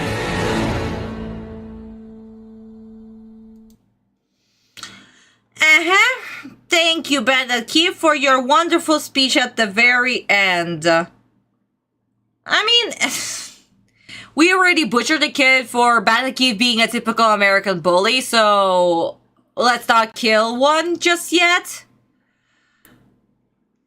But yes, 4Kids, you've actually been okay-ish so far in this episode. You did not get me super mad. Surprisingly. Usually I get stupid mad, and here we have a very tame episode. I don't know, maybe 4Kids just don't care about Joloshi that much, and that's why they were like tame-ish. Who knows? But, oh, Kat, thank you for keeping the countdown. I guess episode 31 is done, and we had 1 surviving kid for this episode. Woo! 1 out of 10. The court is adjourned for episode 31, done by Kudo Sensei. So, my darlings, what do you think? Kudo Sensei was one of those good, very great animators. So I hope that you enjoyed the episode with him. Like I said, I absolutely adore him. I don't know, he's one of my favorites, honestly. But yes, my darlings. So what's so interesting about the next episode? Aside from, of course, Joloshi dueling Ben and Keith. Next episode will be done by a new studio. Which is the new studio? Let's have another poll, my darlings. I mean, this poll is going to be quick. I'm just going to give you exactly 1 minute to answer.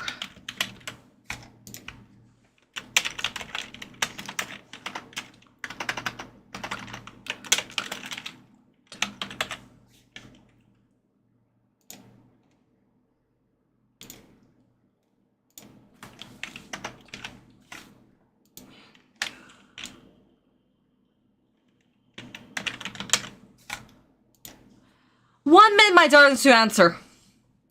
Which is the new studio? That'll be in the roster. Those who participated in the first 3 polls should know the answer right away.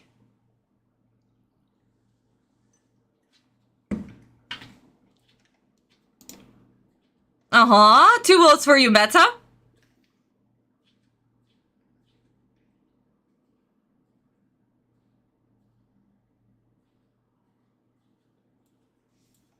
"40 seconds, my darlings."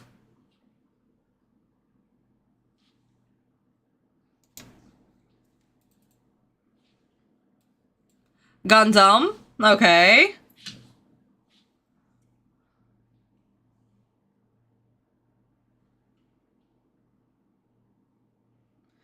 "10 seconds.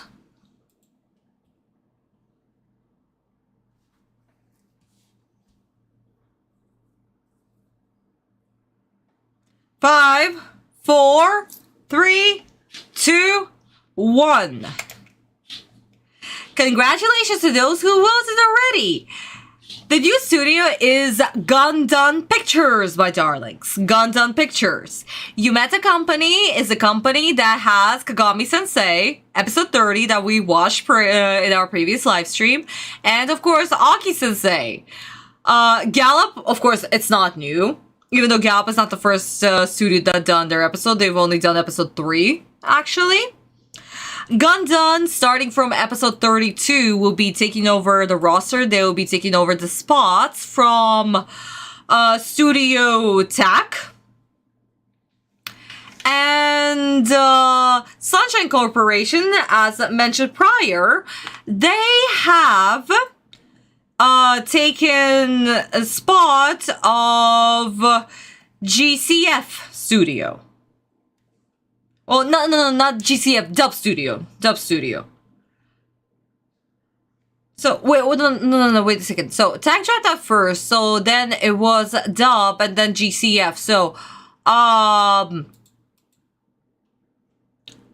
Dangan, they took over Dub's spot, and GCF was replaced by Sunshine Corporation. So right now we're supposed to have an episode by GCF, but since they dropped out, that's why we had a secondary animator introduced by Sunshine Corporation, and they took over the spot for GCF. And Dangan, they stepped in and they took spot of Studio Dub. And like I've told you guys, Dangan will be with us until the end of the series. Their very, very last episode will be 121 as per roster. So yes, my darlings, say hello to Dangan Studio. Now, my darlings, who is our new animator? So, who do we have? Let's have a small little vote. Okay, Anne-Marie, see you next live stream. Love you. Good night, honey. Good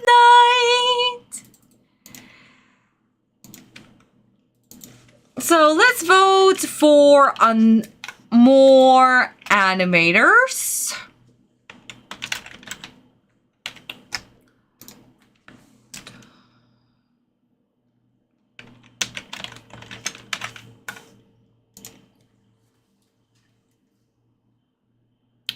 So, my darling, who is the new animator? Excuse me?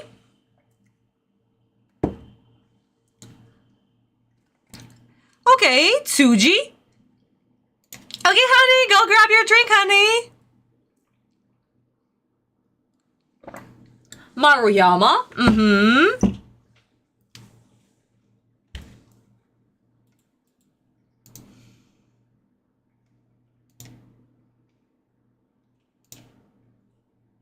Okay, 2 votes. Interesting.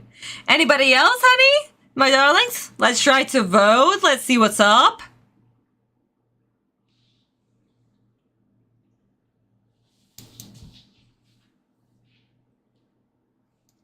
Okay, 30 more seconds, my darlings. Who is the new animator? Let's see, let's see.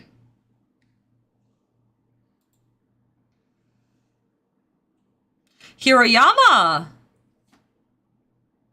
Okay.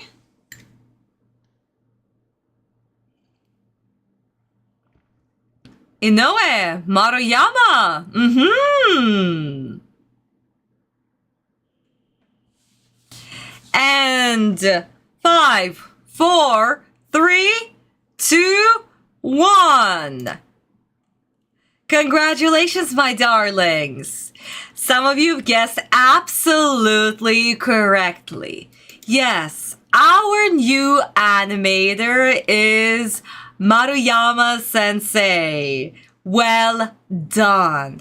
He will be sadly with us for only 5 episodes. Dangan Studios will actually be trading a lot of episodes. Like, a lot of their animators will be doing maybe like 2 episodes, 3 episodes, 5 episodes. Until like season 4, we won't be able to have a very like big anime that will do a lot of episodes.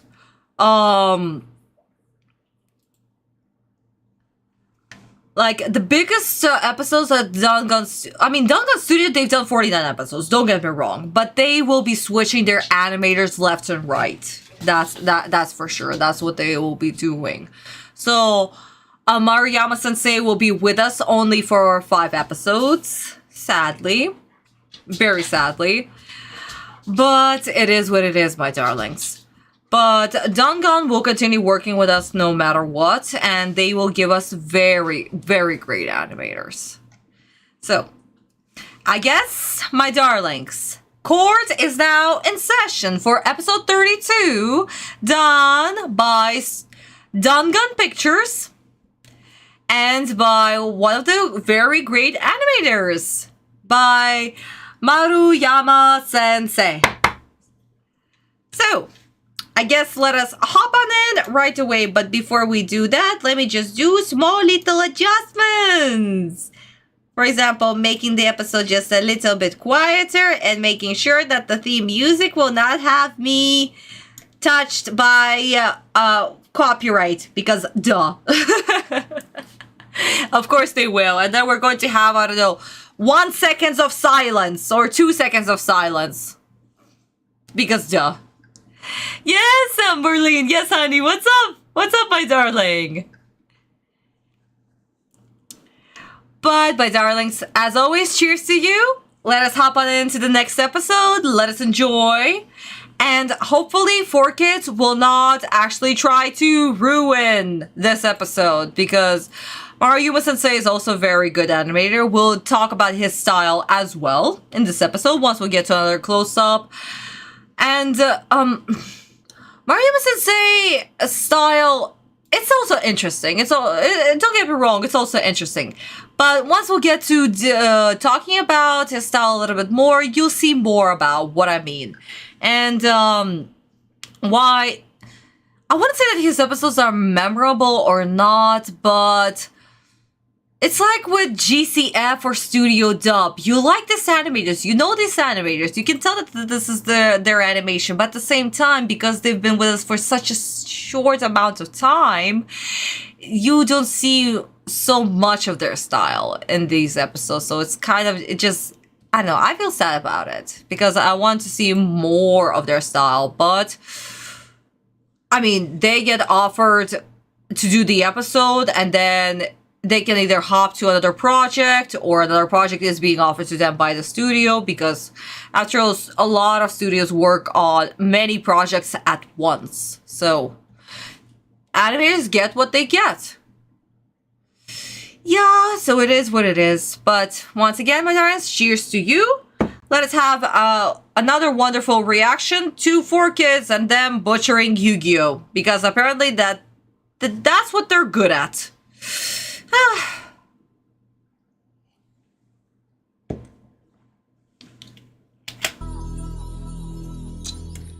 Man, this has got to be the closest match I've ever seen. Me too. With just 50 life points separating their scores, it's anyone's game. Don't let up now, Joey. It all comes down to these next few turns. Your sister's counting on you. Make her proud. No prob. This duel has turned into quite the nail-biter. Joey, a virtual unknown going card for card with the Intercontinental Champion? I wonder what it is that fuels these splendid performances. Perfect! So, my darlings, let's take a look-see at Pegasus. And what does Maruyama-sensei do? So, what is he like? Lines. The interesting thing that I noticed about his style in the 5 episodes that he will be doing is how much lines he loves to do. Like, if a character has lots of detail, he will do this detail. That's the interesting thing about him. Like with Pegasus and with other characters that he'll be doing, yeah, he enjoys this a lot. He will be doing this so much. This is just absolutely gorgeous. Just look at the Pegasus hair. About the features of the face. So let's talk about it. He does a little nose tidbit right here. Not for every character, but mostly for adult characters. Like with Keith, like with Pegasus. He'll do that with Pegasus Henchman as well. But with Yugi or Anzu or everybody else, no, he won't do that. So, interesting thing about him as well, the shine. Look at the eyes. Eyes, they are not how Sensei draws them. They look very, very different, honestly. This is either he's being off-model, and for Pegasus, he will do this throughout the whole episode. For other people, he will do them how they're supposed to be, but for Pegasus, he just wants to make him look a little bit older. Just like with his nose, the shape of the nose is quite different. Hair is not exactly centered. There's some lines in the brows. The little lip. And just look at this beautiful chin. Just absolutely gorgeous. And again, the line art, he sometimes makes it thick, sometimes makes it thin. but only with the faces. With the hair, he doesn't do that, or with any details of the collar or other things. No, he doesn't. Absolutely not. He tries to keep it very thin as possible. So, pick line art around the face, in the nose, of course, just to have the shadow, a little under the little lip part right here, and yeah. So when it comes to details, he likes that. He will do the details. When it comes to maybe the eyes, it will be a little bit different depending on the character. Nose, of course, his old shape. But yeah, Maruyama Sensei, his style is unique. I'll say that also it is very, very unique. But I honestly wish that he had more episodes, that he will get to know characters a lot more and we will see more of him. Because the first episodes, it's really hard to tell because they're not accustomed to the characters. That's the first time that they see them. And they only go by the reference and how it's supposed to be done. And yeah. Hey, Julian! Hey, welcome, darling! Welcome, welcome, welcome! Yeah, we're on episode 32, my darling. And discussing about our new studio that entered the roster as well as our new animator for the next 5 episodes. So this is Maruyama Sensei. And remember guys, details, line art only on the face with the thickness and the thinness.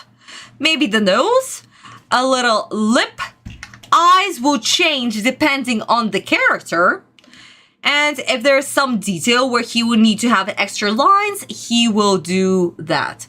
He will also make very cute characters like Yugi and Anzu. They're super cute, actually, when he does them. They're very, very cute. Other characters, not so much. His style is also very clean. He doesn't do any extra lines, none of that stuff. So yeah, that is him. I just came up with a new fusion idea. Oh, Julian, honey, please share. Go right ahead. What happened? I see Autumn and Yugi. I'm here with your friends and everyone catch me right. Aww. No, Marley, we're going to catch you, my darling. Absolutely. Everybody here are friends. Absolutely, my darling. Perhaps my Millennium Eye will show me the answer. Ah, yes, of course. Keith has been wading in a pool of misery ever since that defeat I handed him. Now he's seeking his revenge. As for Joey... These markings are a symbol of our friendship, and how we'll always be there for one another. And a sister? My. So while one is driven by bitter vengeance, the other is motivated by love and trust. Why, it's practically a battle of good versus evil. How amusing. Come on, let's get on with this match, you dweeb. I got plenty more machine monsters all revved up and ready to totally steamroll your life points. Yeah, you ain't nothing but a speed bump on my way to duel Pegasus. And that goes double for that dweeby friend of yours, Yugi. Yeah, right, Keith. Okay, my darling. So, again, nothing that I can say about 4Kids so far. They're very close to the original dialogue. Again. Which is... Like I said, I guess they don't kind of care about Jolanchi's and the Bad Keith's duel, so they're just not trying to come up with any nonsense. Well, aside for puns, quips, jokes, and other nonsense that they usually do, and them being allergic to silence. But so far, it's good. I actually want to add a little bit from the manga. Because when Pegasus was talking about it's a battle between light and darkness, he also saw something very interesting. So not only Bandit Keith was in the slums after he lost to Pegasus and just gambling away and just dueling like crazy and just going in undergrounds and doing illegal duels and stuff. He was also very...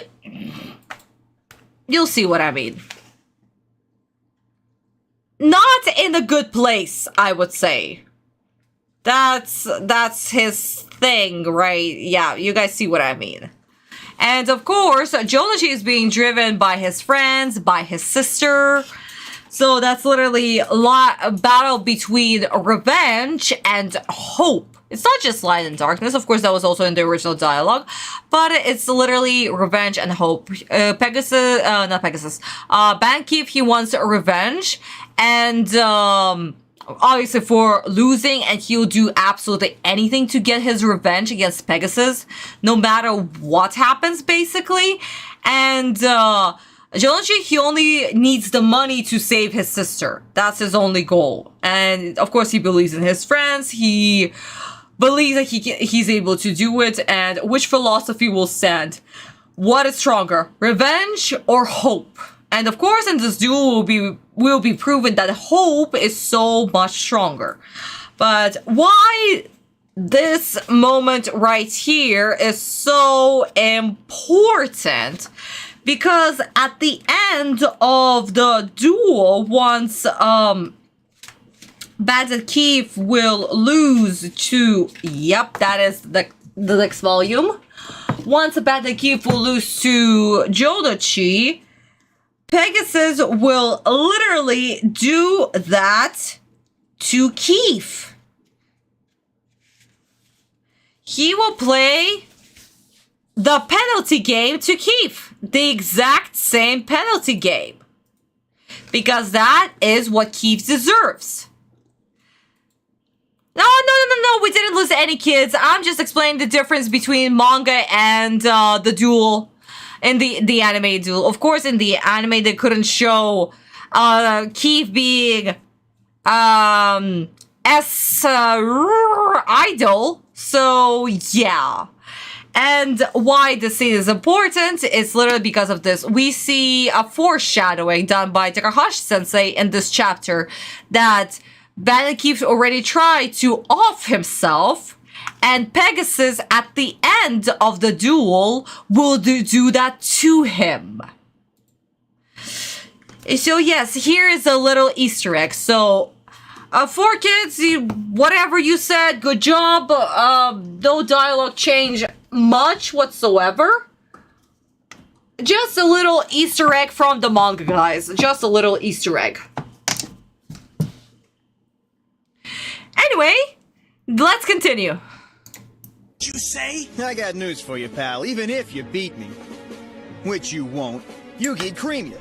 And you know why, hotshot? Cause you're a selfish sleazeball who's only in this tournament for your own greedy reasons. Say what? People like you never win. Sure, your tricks may get you a little ways, but only till people with good intentions show up. Like me, and like Yugi, too. Oh yeah? We'll just see about that. One card face down. And I'll attack with this. My Barrel Dragon is gonna blast you and your good intentions to dust. See, with its triple attack laser discharge system, it has 3 attacks, not just 1. I can clear all your monsters. Oh. So that's what you guys were talking about. This stupidity right there. Wow, this is bad. It's not even the correct color of the monster. Why is it blue and green and red and turquoise? Why couldn't it have been censored as dirty purple, gray, and black? Wow. Well, our first kid just passed away. Actually, no, let's give it 3 kids for each of the cannons. Unbelievable. Guys, Kat, you did warn me about this, but ew. That is just disgusting. Not to mention the transition was also bad. Just look how it appeared. With this. So, what do we have?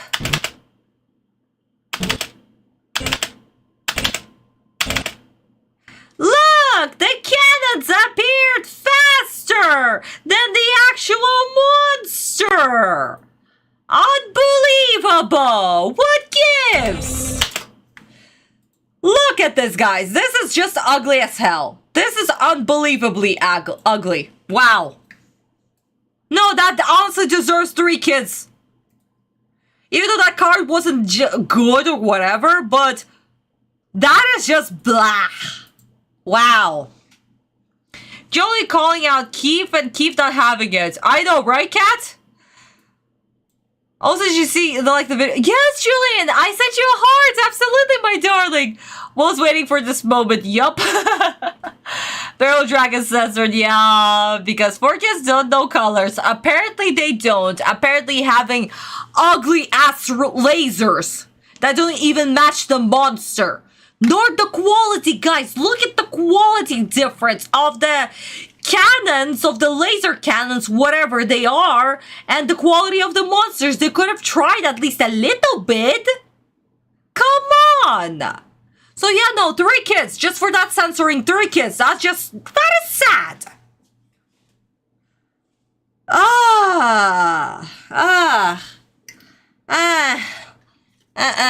I'm upset.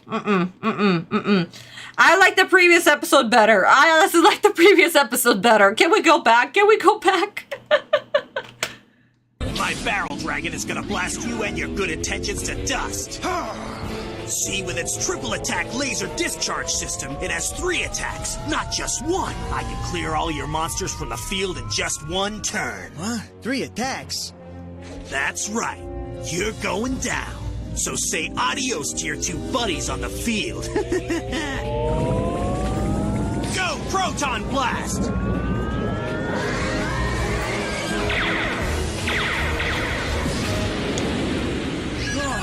That thing totaled them both.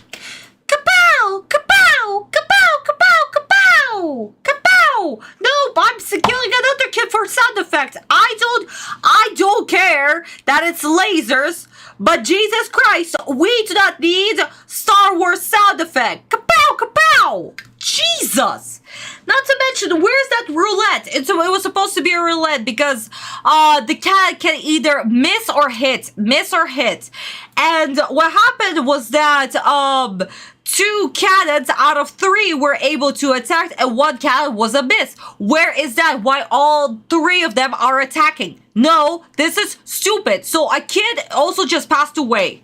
I don't care. It's for the kapow sound and for the stupidity that the 3 cannons that were the whole. I cannot speak. That's it. I'm done. I cannot speak. I'm bad. We're at the point of getting bad. I want to go back to the previous episode. I want to go back to the previous episode where I was chill. Aha! My heart. Okay. I'm calm.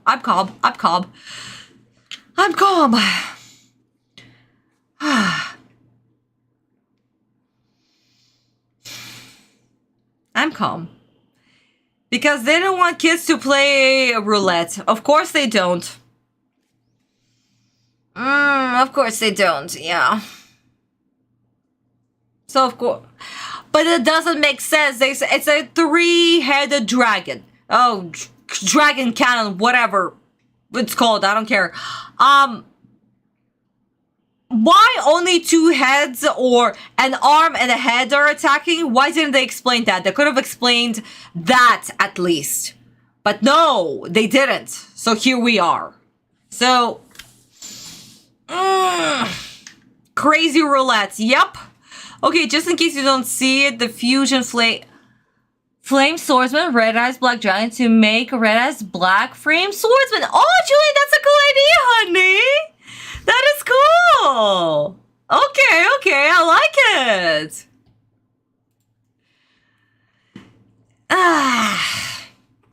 Anyway, 6 out of 10 so far. I'm not killing a kid just yet. I'm just waiting what else that they're going to pull. But guys, we're back 4 minutes in and we're back to our usual shenanigans of 4 to 5 kids passing away right away. That's what a 2,600-point attack will do for you. Face it, this is the end of the line for you. no monster you got is gonna be able to withstand this kind of firepower. No wonder Keith was acting so confidently. Just look at that thing.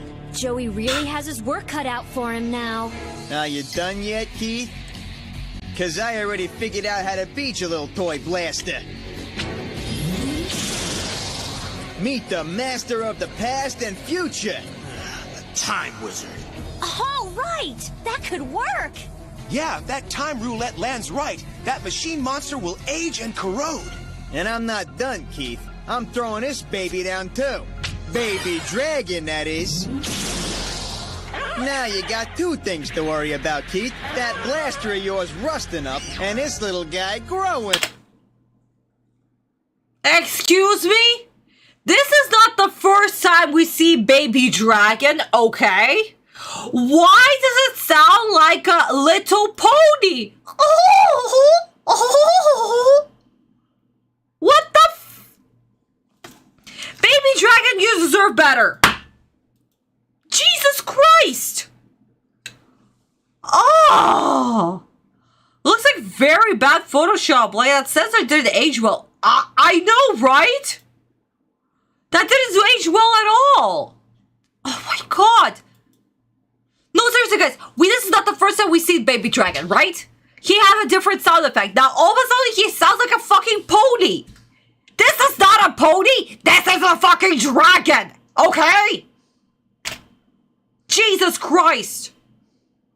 It's like they fucking hate dragons. I thought it sounded like a bad chicken. I miss Kaiba so much right now. I know. Georgette, please let's not bring Kaiba into this, okay? They've already ruined Kaiba. Now they're going to ruin everybody else at this point. That sounds like a bad oh my god. Did he normal summon twice? Well, technically Time Wizard is a magic card, right? And Baby Dragon is a monster, so no, he didn't. Apparently. In the manga, it's the same. Honestly, Julie, in the manga, it's the same because Time Wizard was also a monster card, but at the same time, it was a magic card. The Baby Dragon is a magic card, so... I'd rather deal with a crying baby than the bad pony. I know, Misa, honey, I know. I can't help it, sorry. I know, Georgette, we love Kaiba so goddamn much because it's Kaiba. But if 4Kids, if 4Kids is going to continue ruining Kaiba and Autumn and everybody else, we're going to have a very, very, very, very, very horrible and long ride with me ranting for 224 episodes. And we're only episode 32 in. So, semantics. Since when, honey? Same. So yeah. Poor Baby Dragon. Oh well. 4Kids, let's see what you're going to throw at us. No. Let's do it! Go, Time Roulette! Of course, if that time roulette lands wrong, then Joey will have something to worry about. His Time Wizard will be destroyed and he'll be at the mercy of Keith's blaster. It's in Fate's hands now. Come on, Joey! We're with you, bud.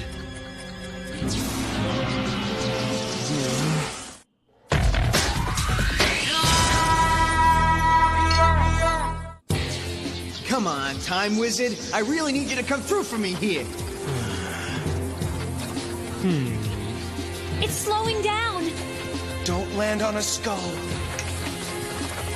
Get there.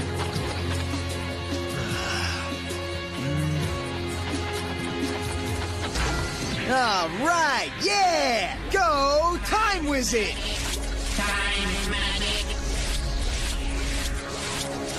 Check it out. Time magic is causing Keith's dragon to rust up. He's losing power. While Joey's dragon is gaining power as it evolves. Nice work, Joey! The stage is set perfectly! Now, Thousand Dragon! Noxious Nostril Gust! Got him! That hunk of steel is history. But history repeats itself. Especially when you're taking on a deck that's stacked with all kinds of different machine cards. Like this trap, for example. A trap card? Say hello to my time-traveling time machine. Well, at least they kept the name Time Machine. I'm surprised. Usually 4Kids destroy all the names, but here we are. Time Wizard being a spell card. Time Wizard being a spell card literally the moment that Jolichi put it in the spell zone. Because, guys, remember, when Jolichi dueled Mai, Dinosaur Ryuzaki. When he dueled Dinosaur Ryuzaki, he put a Time Wizard in the spell zone. Right? And so it was treated as a spell card. And now he activated his Time Wizard, a spell card, and summoned a baby dragon. Even though Time Wizard is a monster card, which is treated like a spell card. Guys, you see where I'm going with this? Do you see where I'm going with this? Time Wizard is supposed to be a monster card, but sometimes it's treated as a spell card because it's put in the spell zone. So how is this possible? I don't know. In the manga, it's the same thing. It's a monster card.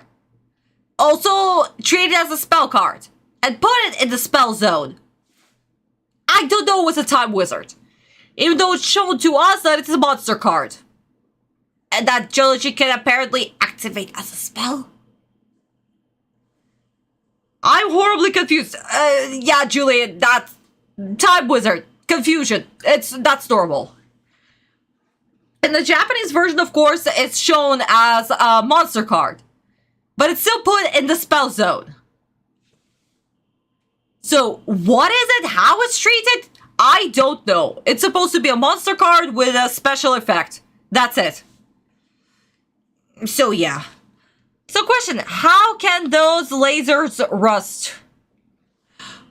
Good question, Kat. Honestly, I didn't even think about it. I was just like, oh, this looks just bad. And the animation looks bad. And the kid is also going to die for that. I mean, we later see trap monsters, so maybe this is a prototype. Maybe, Kat. Honestly, I don't know. I don't know. Like I said, with Time Wizard, it's a little bit strange because it is a monster card. But for some reason, it's put in the spell zone. So, yeah. I mean, with Rishido, it makes sense because he had trap cards put in the trap zone that were able to summon monsters on the field. So actually, that was a great strategy. Oh my god, I love Rishido's deck. Ah, it's so good. But with Time Wizard, yeah, it is strange. It is strange. It's a monster which is also treated like a spell. I don't know. So, yeah, guys, that's what we have with Time Wizard.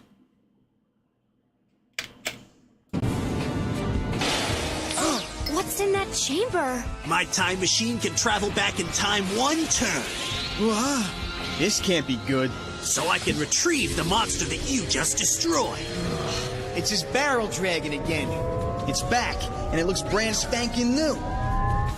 All of its point totals have gone back to full power. Go! Proton Blast!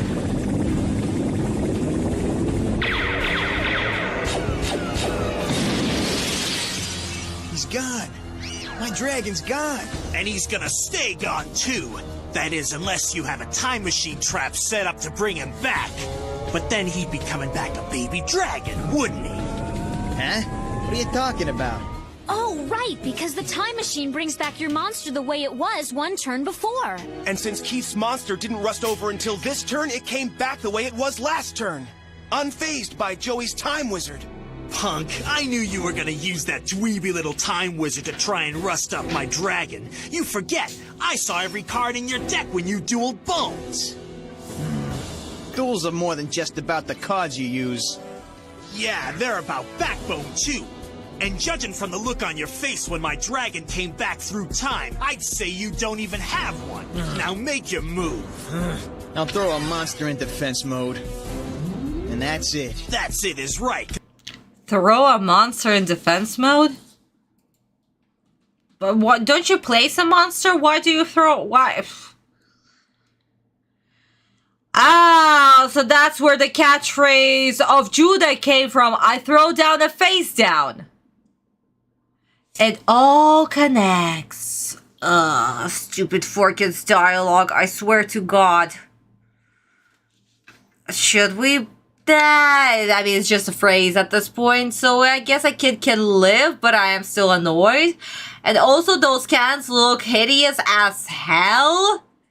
Absolutely disgusting.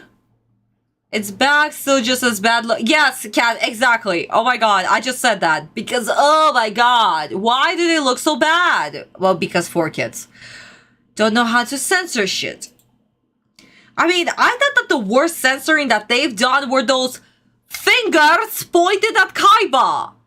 I thought that that was the most hideous censoring, but so far, actually, finger guns were okay, because these cannons look so much more hideous than finger guns. Jesus Christ. Meh, I'd let it pass. You think Fallen? I don't know. They look absolutely ugly. My artistic eyes cannot comprehend the horrible color choice that were chosen to censor those wonderful guns into very hideous lasers.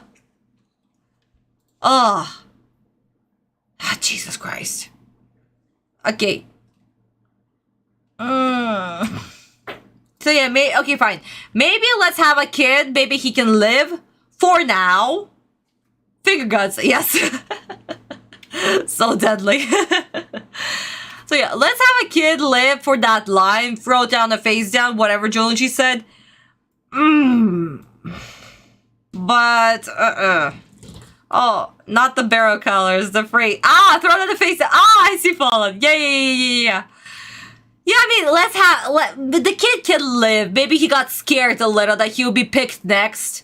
But his fate is probably sealed because 4Kids are going to throw something else. Duh. So yeah, don't worry, kid. You're gonna get your time. In a couple of minutes. Because my machines are gonna keep on coming. Go, slot machine! Attack mode! Now your turn, Dragon. Blast that defense card to Kingdom Come! Proton Blast!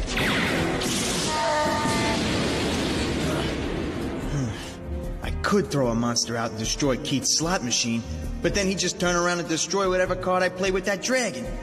Even my strongest card of all, the Red Eyes Black Dragon, wouldn't stand a chance. Poor Joey. He's in a tough bind. Joey, believe in your cards! You need to trust them if you're gonna beat that thing! I'm gonna lay one card face down.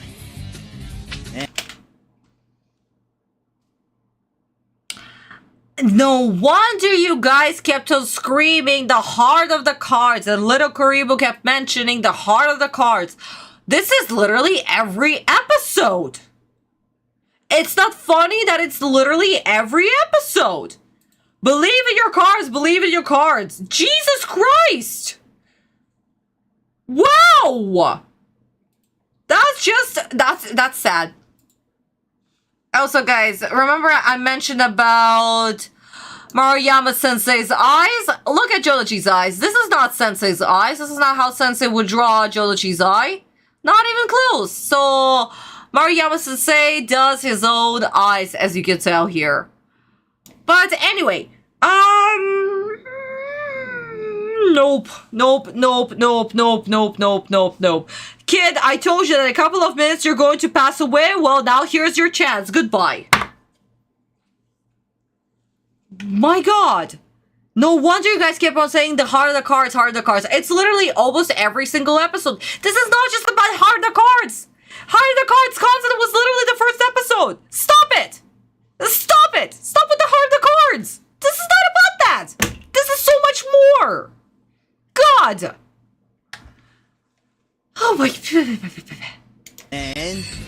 throw the Red Eyes Black Dragon in attack mode!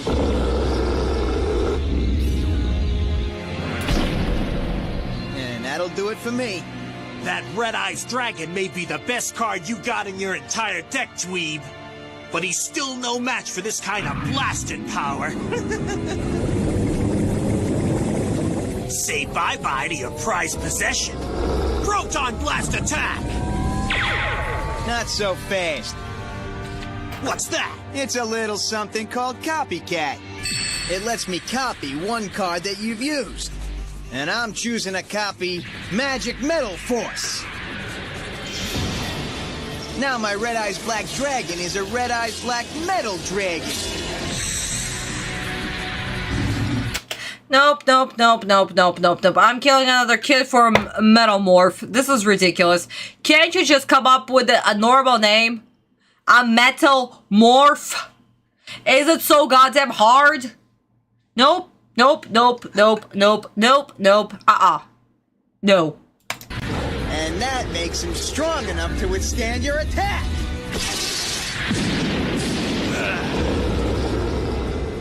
All right, now Keith's dragon is the one in trouble. Red Eyes, counterattack, flash, flare, blast!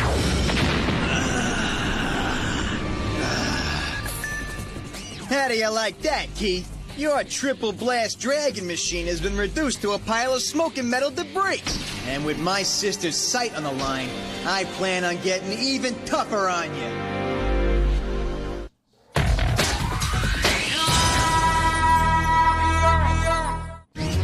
Check it out. Since Keith's dragon's gone, Joey's Metal Red Eyes is the toughest card on the block. Yeah, but don't count Keith out yet. There must be some reason he played that slot machine monster. I knew you were an amateur, and now I'm gonna show you how come. Huh? Amateur? Didn't I just go and blast your best monster to bits? That's right. Keep talking, tough guy. I'm laying this card face down, and I'm switching my slot machine monster to defensive mode. Boy, is Keith losing it. That slot machine can't take a blast from my Red Eyes no matter what mode he's in. Guess I'll have... Jesus fucking Christ, defensive mode. I hate it. I hate 4Kids. Why? How long are we going to have the word defensive mode? Guys, seriously, how long? How many episodes am I going to hear defensive mode? Because honestly, this is ridiculous. Defensive mode. Why if? Why do we need the suffix if? God. Let me guess, another monster treated as a spell. No. It's a regular monster with an equipped spell. Thank God. Well, not an equipped spell, a trap card that made him become metal. That's it. Yay. I think the rest of season 1. Oh God, Krabby, no, please, God. That's like season 1 ends at episode 50. I'm going to hear defensive mode until episode 50? That's like 18 more episodes. God. Ew. No. That's also the filler with what's his face? Oh my God. Wait. No. Wait, no. Yeah, episode 50. So that's including Kaiba traveling to the virtual world with the big 5.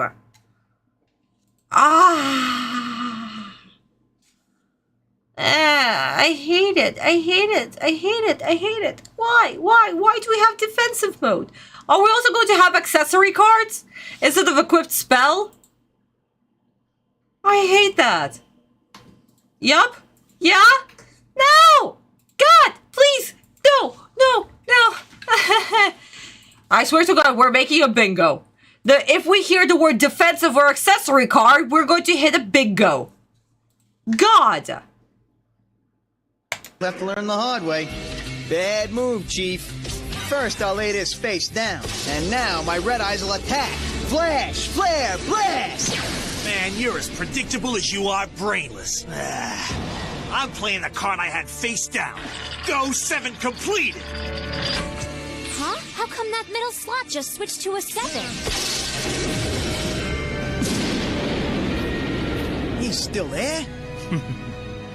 That's because my 7 completed card raises my slot's defensive points. To 3,000 to be exact. And that's more than enough to deflect your Red Eyes Black Dragon's strongest attack. Ugh. And because my attack is lower than its defense, I lose life points. Man, this stinks. That Flash Flare Blast is the strongest attack Joey has, too. And you know what else I got?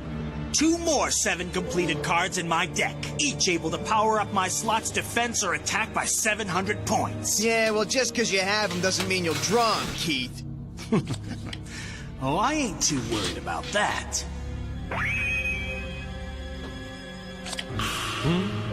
Well, what do you know? Check out what card I just drew. I think I'll go ahead and take it for a spin. This time for my attack power. Oh, man. If I don't do something soon, my life points are gonna get cleaned out. Oh, no. One more of those 7 completed cards, and that slot will have powered up enough to destroy Joey's Red Eyes Dragon. And then the other card he has, too. Next, I'm throwing this down. Go, Blast Sphere! And attach yourself to Joey's dragon. Huh? Blast Sphere? That's right. And now, Red Eyes Black Dragon or Metal Dragon sounds like a goddamn tiger. What's with the consistency of 4Kids? Why can't they actually choose who are their monsters? Because dragons are either goddamn crows for no goddamn reason, then all of a sudden, what was it? Goddamn ponies, and now we have a goddamn tiger. I'm killing another kid. F all of this. Unbelievable. 4Kids, goddamn decide who are your monsters. Are there birds? Are there dragons? Are there tigers? Jesus Christ. So, again, guys, so far the dialogue is okay. I'm surprised that I have not that much problem with the dialogue. But the sound effects, this is what's getting to me. Consistency 4Kids have done. Seriously, Fallen, they have done. They keep on changing the sound effects left to right. At this point, this is goddamn ridiculous. Decide who are your dragons. Are there actually dragons? Are they birds? Are there ponies? Are there tigers? Do they know how dragons sound like? Visa, they don't. At this point, they don't. They've changed their goddamn monsters so many times. Baby Dragon was a pony. Red Eyes Black Dragon is now a tiger. Before that, he was a caw, bitch, I'm a dragon. God. And once I end my turn, it'll self-destruct, giving off 2,900 points of damage to your dragon. Self-destruct? Oh, no. And I thought I just had that slot machine to worry about. Okay, dweeb. I'm ending my turn now. Your time's up.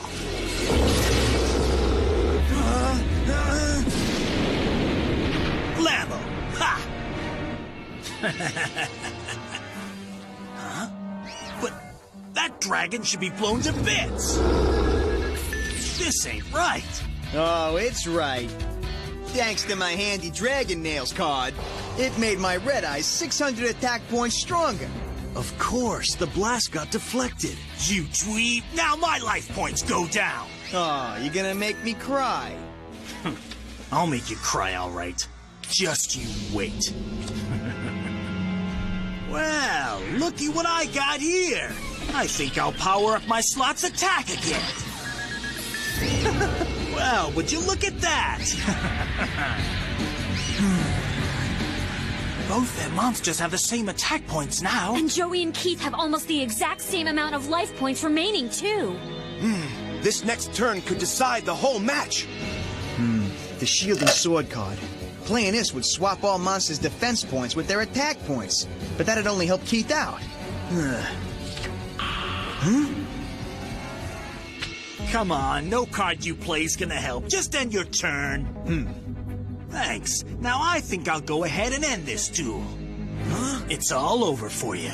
Thanks to this. The Pillager. The what? The Pillager lets me look at your dueling hand and steal one card from it. So lay 'em down. Oh, man.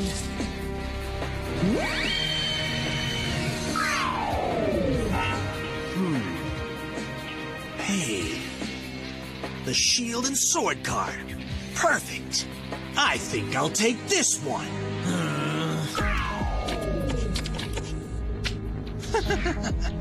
I told you were through. Go shield and sword. Swap attack points with defense points. Now go slot machine. Plasma laser cannon. Activate trap. Attack!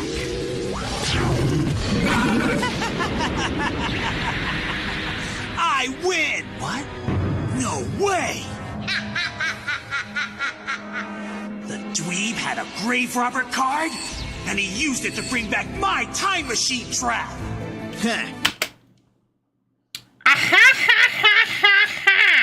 I sound like Baba Yaga!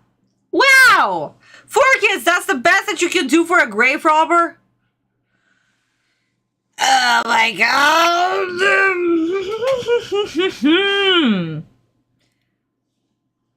Yeah, Kat, I think I butchered like 3 kids or something, so I think we're down to 1, maybe.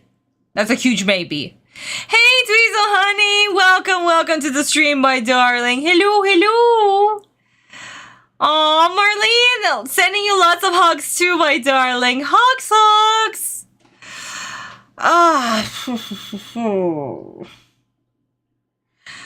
But then again, guys, in the original, yes, Keith was surprised by the card and he thought about the possibilities. Here we had the unnecessary dialogue with lots of zooms. What did the original sound like? Well, let's actually take a look-see. Throughout this whole live stream, we did not take a look-see once at the original. This could be a good scene to actually do it. I suppose this was 3, so yeah, it's 1 out of 10, for sure, Cat. So let's just go right here. And enjoy this little moment. だがここまでだ。このカードを見ろ。バンデット。何？バンデットカードは相手の手札を見て1枚奪うことができる。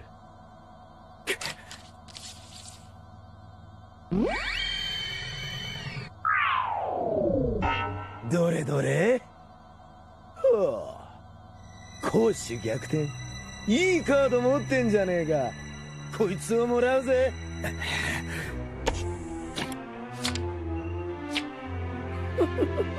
これで終わりだぜ小僧。右手に盾を、左手に剣を。スロットマシン攻撃表示。プラズマレーザーキャノン。ステカードオープン。無駄だ。発射。俺の勝ち。何？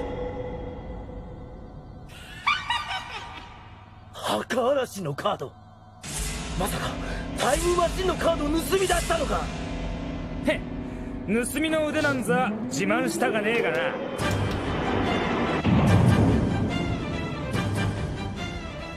タイムマシンのカードはワンターン前のモンスターを場に呼び寄せる。ってことはそうよ。つまりワンターン前、攻守を逆転されていないレッドアイズブラックメタルドラゴンが蘇るってことや。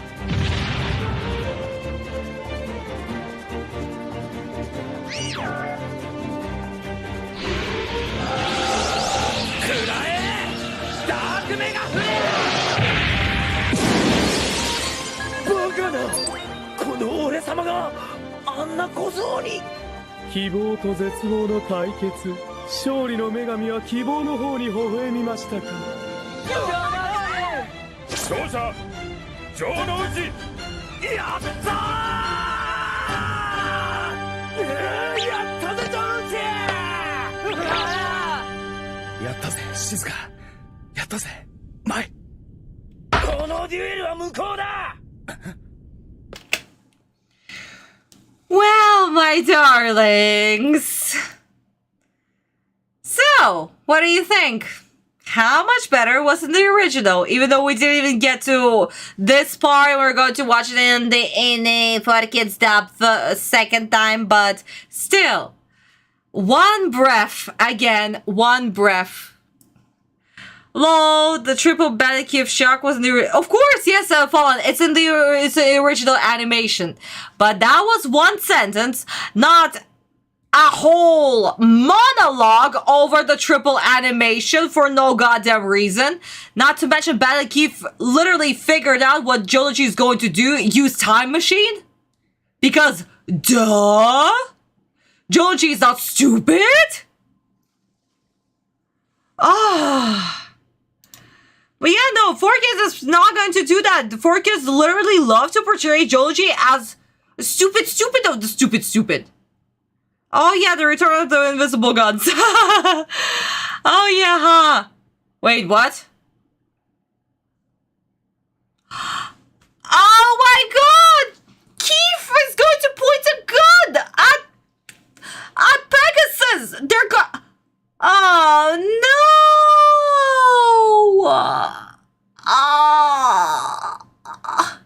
Cat, you spoiled it! I've completely forgotten that Keith had a gun in this episode! Crap in denial!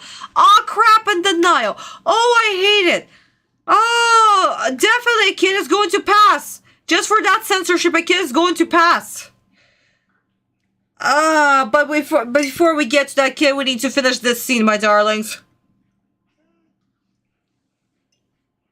Yes, Fallen, exactly. It was his biggest early achievement because Joji has won for the first time against a former US champion. And before that, what did we have? He barely held against Mai without Autumn. Then he kind of won against Ryuzaki. Then he did win against, what's his face? The zombie kid, whatever. And, he will just point fingers. That reaction is priceless. Guys, don't kill me. You want to kill me. You want to murder me in this live stream. Come on. Yeah. Oh my god. But yeah, no, for Joji, this was his biggest win ever. And because of this win, Joji is gonna be like, I'm the best, I'm awesome, I can do anything, I have my red eyes. Choo-choo, choo-choo, choo-choo, choo-choo. Then he's going to fall into the trap with Otogi.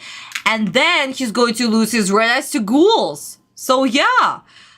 This was his biggest win, and this was and will be his future character development. So this duel is super important to Joji.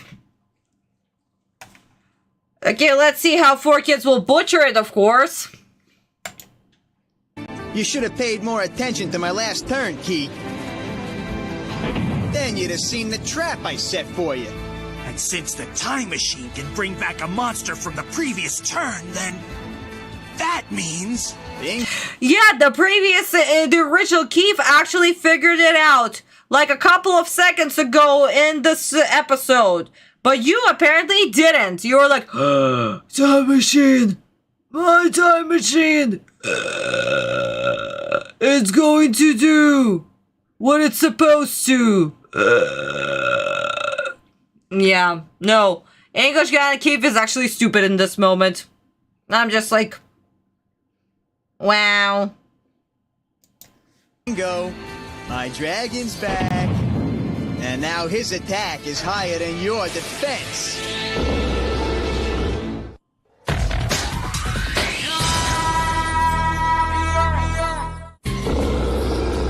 Red Eyes, welcome back. And since he's back to how he was one turn ago, his attack is higher than your defense. So good luck blocking this. Go! Flash! Flare! Blast! No way! He beat me! He actually won! Remarkable. Keith's rampage for revenge was brought to a halt by a novice dueling for a loved one. All right, Good Joey! Joey Wheeler, you are the victor. Hey, all right! Yeah! You lose! Thanks, Mai. I won't forget how you helped me. This duel doesn't count! What about your sister? Because in the original, as we guys just heard, he thanked his sister, he thanked Mai, and all of a sudden he was like, yeah, no, F my sister, thank you, Mai. Wow! Red Eyes Black Dragon. At this point, a Red Eyes Tiger Dragon, or whatever that's supposed to be. Amen to that. Amen indeed. Ow! Doesn't count. Keith just doesn't know when to give up. The entry card that Joey showed to play in this match wasn't even his. Therefore, the duel shouldn't count, and he ought to be disqualified right here. He's right. My card was missing, so Mai gave me hers. But tell me, Keith, how could you have known that this wasn't my card? I'm all ears. So, why don't you explain yourself? He doesn't need to. It's clear that Keith stole Joey's card. That's why he was so certain that you would never be able to find it. You snake! I knew it! That big cheat! Then Keith ought to be disqualified, not Joey. Oh, Keith ought to be disqualified, all right, but not simply for misdeeds outside of the dueling ring. There was quite a bit of improper conduct taking place during the match that I observed too. Is that so, Keith? Oh, yes. Keith kept his set of 7 completed cards beneath his wristband.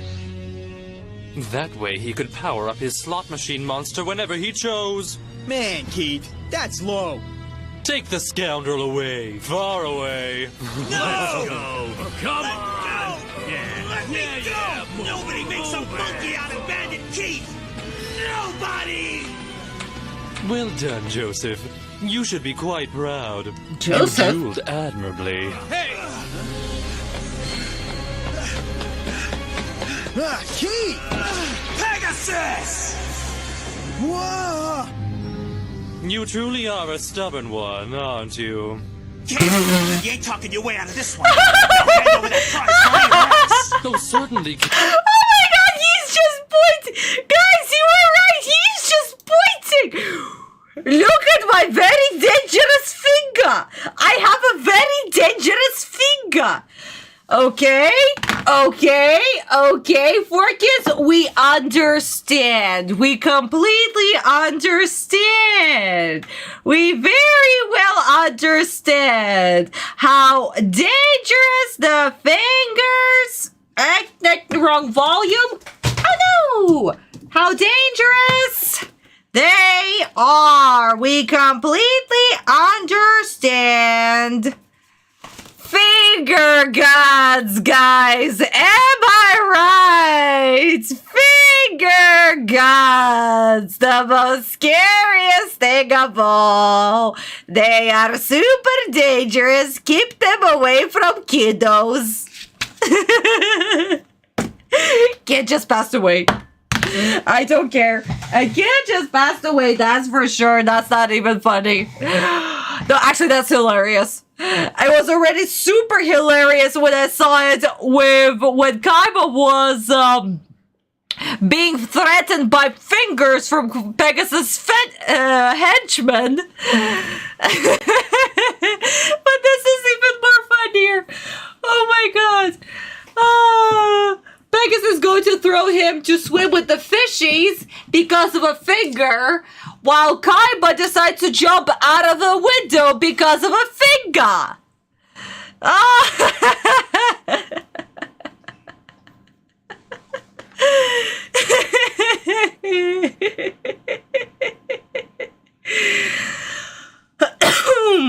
Why didn't Pegasus stop the duel? What's the point to stop the duel? It was obvious that either Joji is going to win. If not, then Yugi is going to duel against Bandit Keith. What's the difference? Either way, Pegasus is going to duel against Autumn. So, to stop the duel, to not stop the duel, either way, he would still duel against Pegasus. Otto would still duel against Pegasus, no matter what. But yes, guys, beware the figure. Figure, the most very dangerous weapon of all. Apparently, it can kill people a little if you point at somebody. Make sure to keep all other windows open. If not, then make sure to jump out of one or find a very good place to land in water to make sure you survive. Because apparently, that's the only weapon against the figure. Water. Give that finger a shove, then you might get super deadly finger.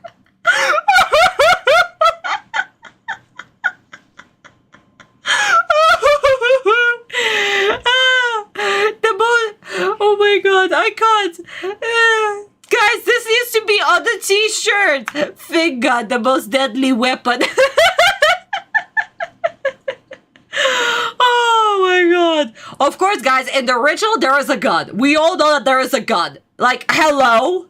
Does this need to be shown? Okay, fine. I can show it to you after we finish with the scene, but...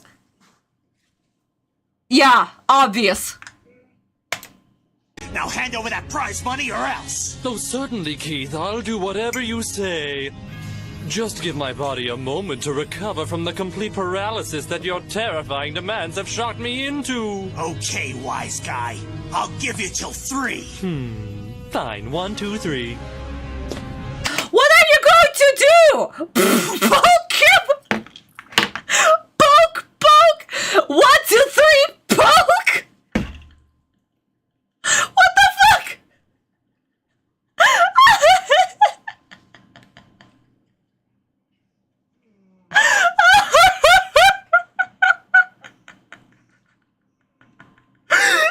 Yes, Mister, give me the money while pointing the finger.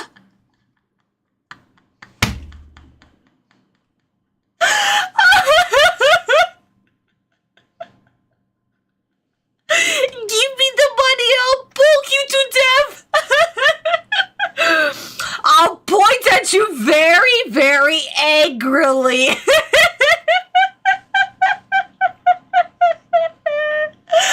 Oh my god. Oh, threatened him with extreme impoliteness. He has fallen. Oh god. Oh, this is hilarious. Jesus.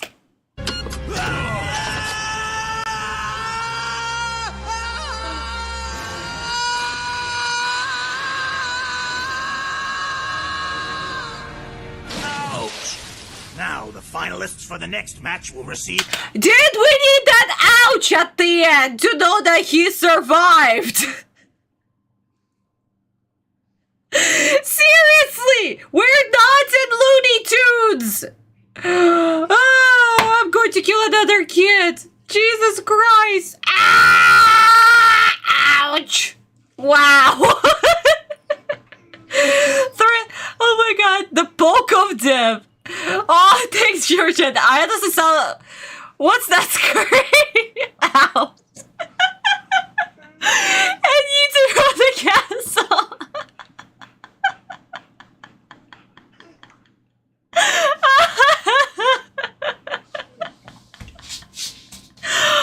Oh my god, guys, no, this is just... wow, this is the most funniest thing I've ever seen in my goddamn life. Wow. Ah, the fucking finger guts and the ouch. Wow. Oh.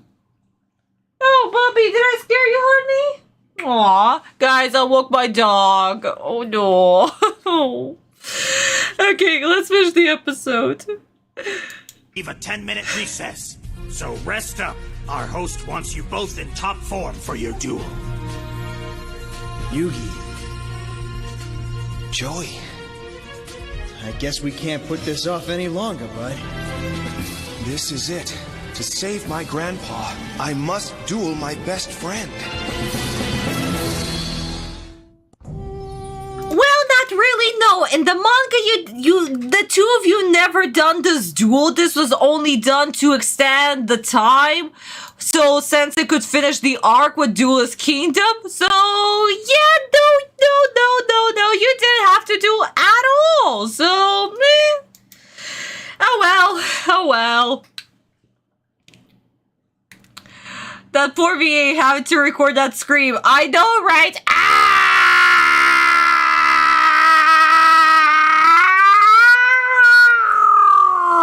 Ouch. Perfect timing.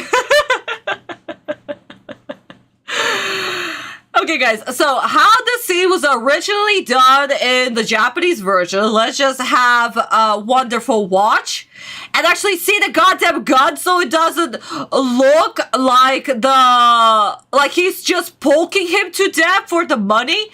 Not to mention, it wasn't just about the money. Of course, yeah, Batkiff, he needed the money. Okay, right, we get it. But it wasn't just the money. But of course, love the freaking song that... There is a song? Oh, God, no. Please, God, no. Are we back to the song that we had when Kaiba had the episode when he went to the bunker? All of a sudden, there was a song? Oh, yeah, there's a music video in episode 33. Oh, my God. You turned into High School Musical.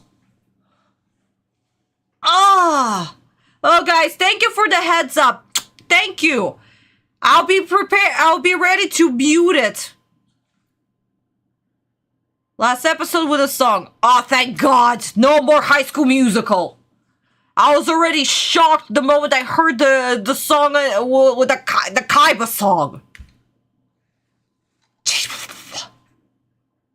Unless you count the movies. There are more musical numbers in the movies?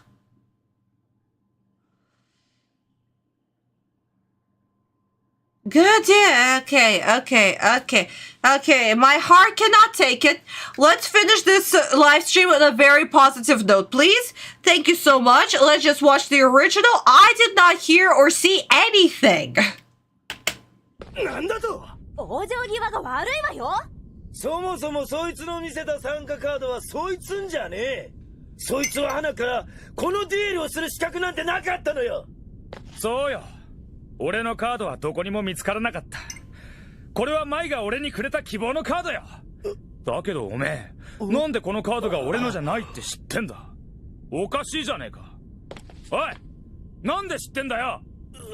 答えは簡単です。バンデットキース。ユウが城之内ボーイのカードを盗んだからです。なに？てめえ？本当なの？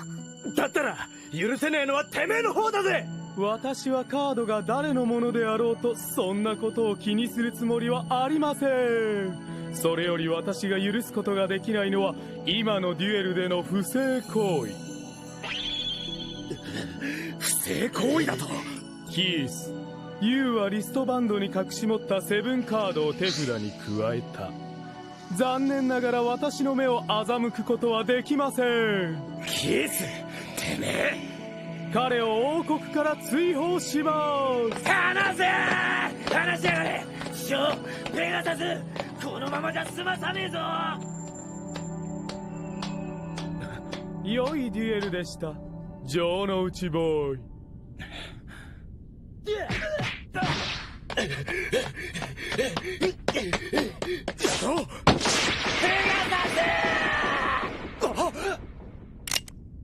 相当しつこいですね、ユウも。賞金を渡してもらうぜ。でなきゃここで今すぐ命をもらう。これがかつての賞金王の姿とは。ユウは以前の私との戦いですでにデュエリストとしてのマインドを失ったようです。ほざいてんじゃねえ。賞金はどこだ？雑魚は消えなさい。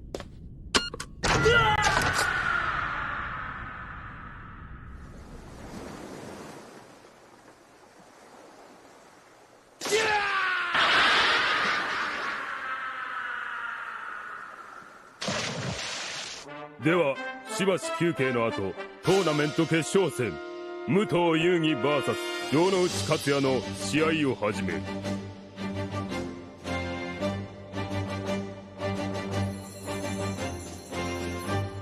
とうとう来るべき時が来たぜ、遊戯。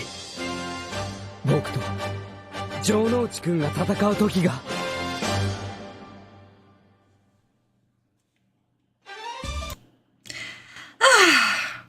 We had an actual god! Guys, we had a god on the show! Oh boy, oh boy, oh boy, oh boy, oh boy, oh boy, oh boy. Ooh, a real gun. Ain't got no time for your nonsense, Keith. It looks weird with the gun. I'm so used to the finger. Oh, guys. Yeah. I mean, for me, of course, I saw the gun. It was always the gun. But, yep. Ain't got time for your nonsense, Keith. Ignore. Okay. Okay, honey. Ah, but yes, darlings. So, what do we have for this episode? Very awesome duel of Jodachi. Jodachi was able to win against a very huge opponent. So, Jodachi was amazing, honestly, in this duel. Of course, in the manga, he was much smarter than in the animated version. In the animated version, they did make him a little bit silly in some decisions. But, it was a great duel. As we know, the next duel is going to be a filler, only anime-based. This was never done in the manga. In the manga, they never dueled. But we're still going to watch it and just enjoy for what it is. And we're going to have more wonderful animators there. And there's also going to be one of my favorite scenes done by Hirayama-sensei. Oh, I love the scene so much. But for today, this was episode 32, done by our new studio that'll be with us for the rest of the series, Gundam Pictures. And our first episode of Maruyama Sensei. So we welcome him with open arms. But for now, the court is now adjourned with, oh, thank you, Cat, -1 kid out of 10. Court is officially adjourned. Oh, thank you, Julian. Yes, please, honey, do send me more of your videos. Thank you. I love to see them always. Oh, my darlings. Well, this was... First episode was tame. It was honestly tame. It was okay. I wasn't even pissed. I was just like, this sucks. This sucks. Yeah, this changed and this changed. This was just annoying. The censoring was annoying. The finger gun was hilarious. And the ouch at the end, chef's kiss. Yeah, no. I know what my thumbnail is for this episode. It's the goddamn finger gun. Wow. But yes, my darlings, I guess for today's live stream, this is it. Once again, thank you so much for joining me on today's live stream. You have been wonderful as always, my beautiful fans. Please, if you do want to support me, click on this little QR code right here. You'll be able to see things that I'm working on behind lots and lots of behind the scenes as always. And please, if you're not subscribed, please subscribe to my page. If you haven't liked this video yet, please like this video. Let YouTube know that, yeah, no, we are having fun. And YouTube algorithm, you suck. So let us continue having fun, okay? And also, my darlings, please do pay tribute to Akira Toriyama. After all, he gave us one of the greatest series of all time, and I do encourage you to pay tribute to him, to keep him in your prayers, and we must continue on his legacy, Takahashi Sensei's legacy. They left us all way too soon. So it's important that we make sure that their name, their memory will live on no matter what. But yes, my darlings, I guess for today, this is it. I love you all so much. Oh, Fallen, you're going to make more content. Guys, Fallen posted in community tab. Go follow Fallen as well. He is awesome too. But yes, my darlings, I love you all so much. Please have a wonderful day, wonderful evening, wonderful night, wherever you are. I love you all. And I'll see you all in our next live stream. As always, in a week. Yes, I will be able to do it on the 16th. I'll see you all on the 23rd, my darlings. Mwah, mwah, mwah. Goodbye, my darlings.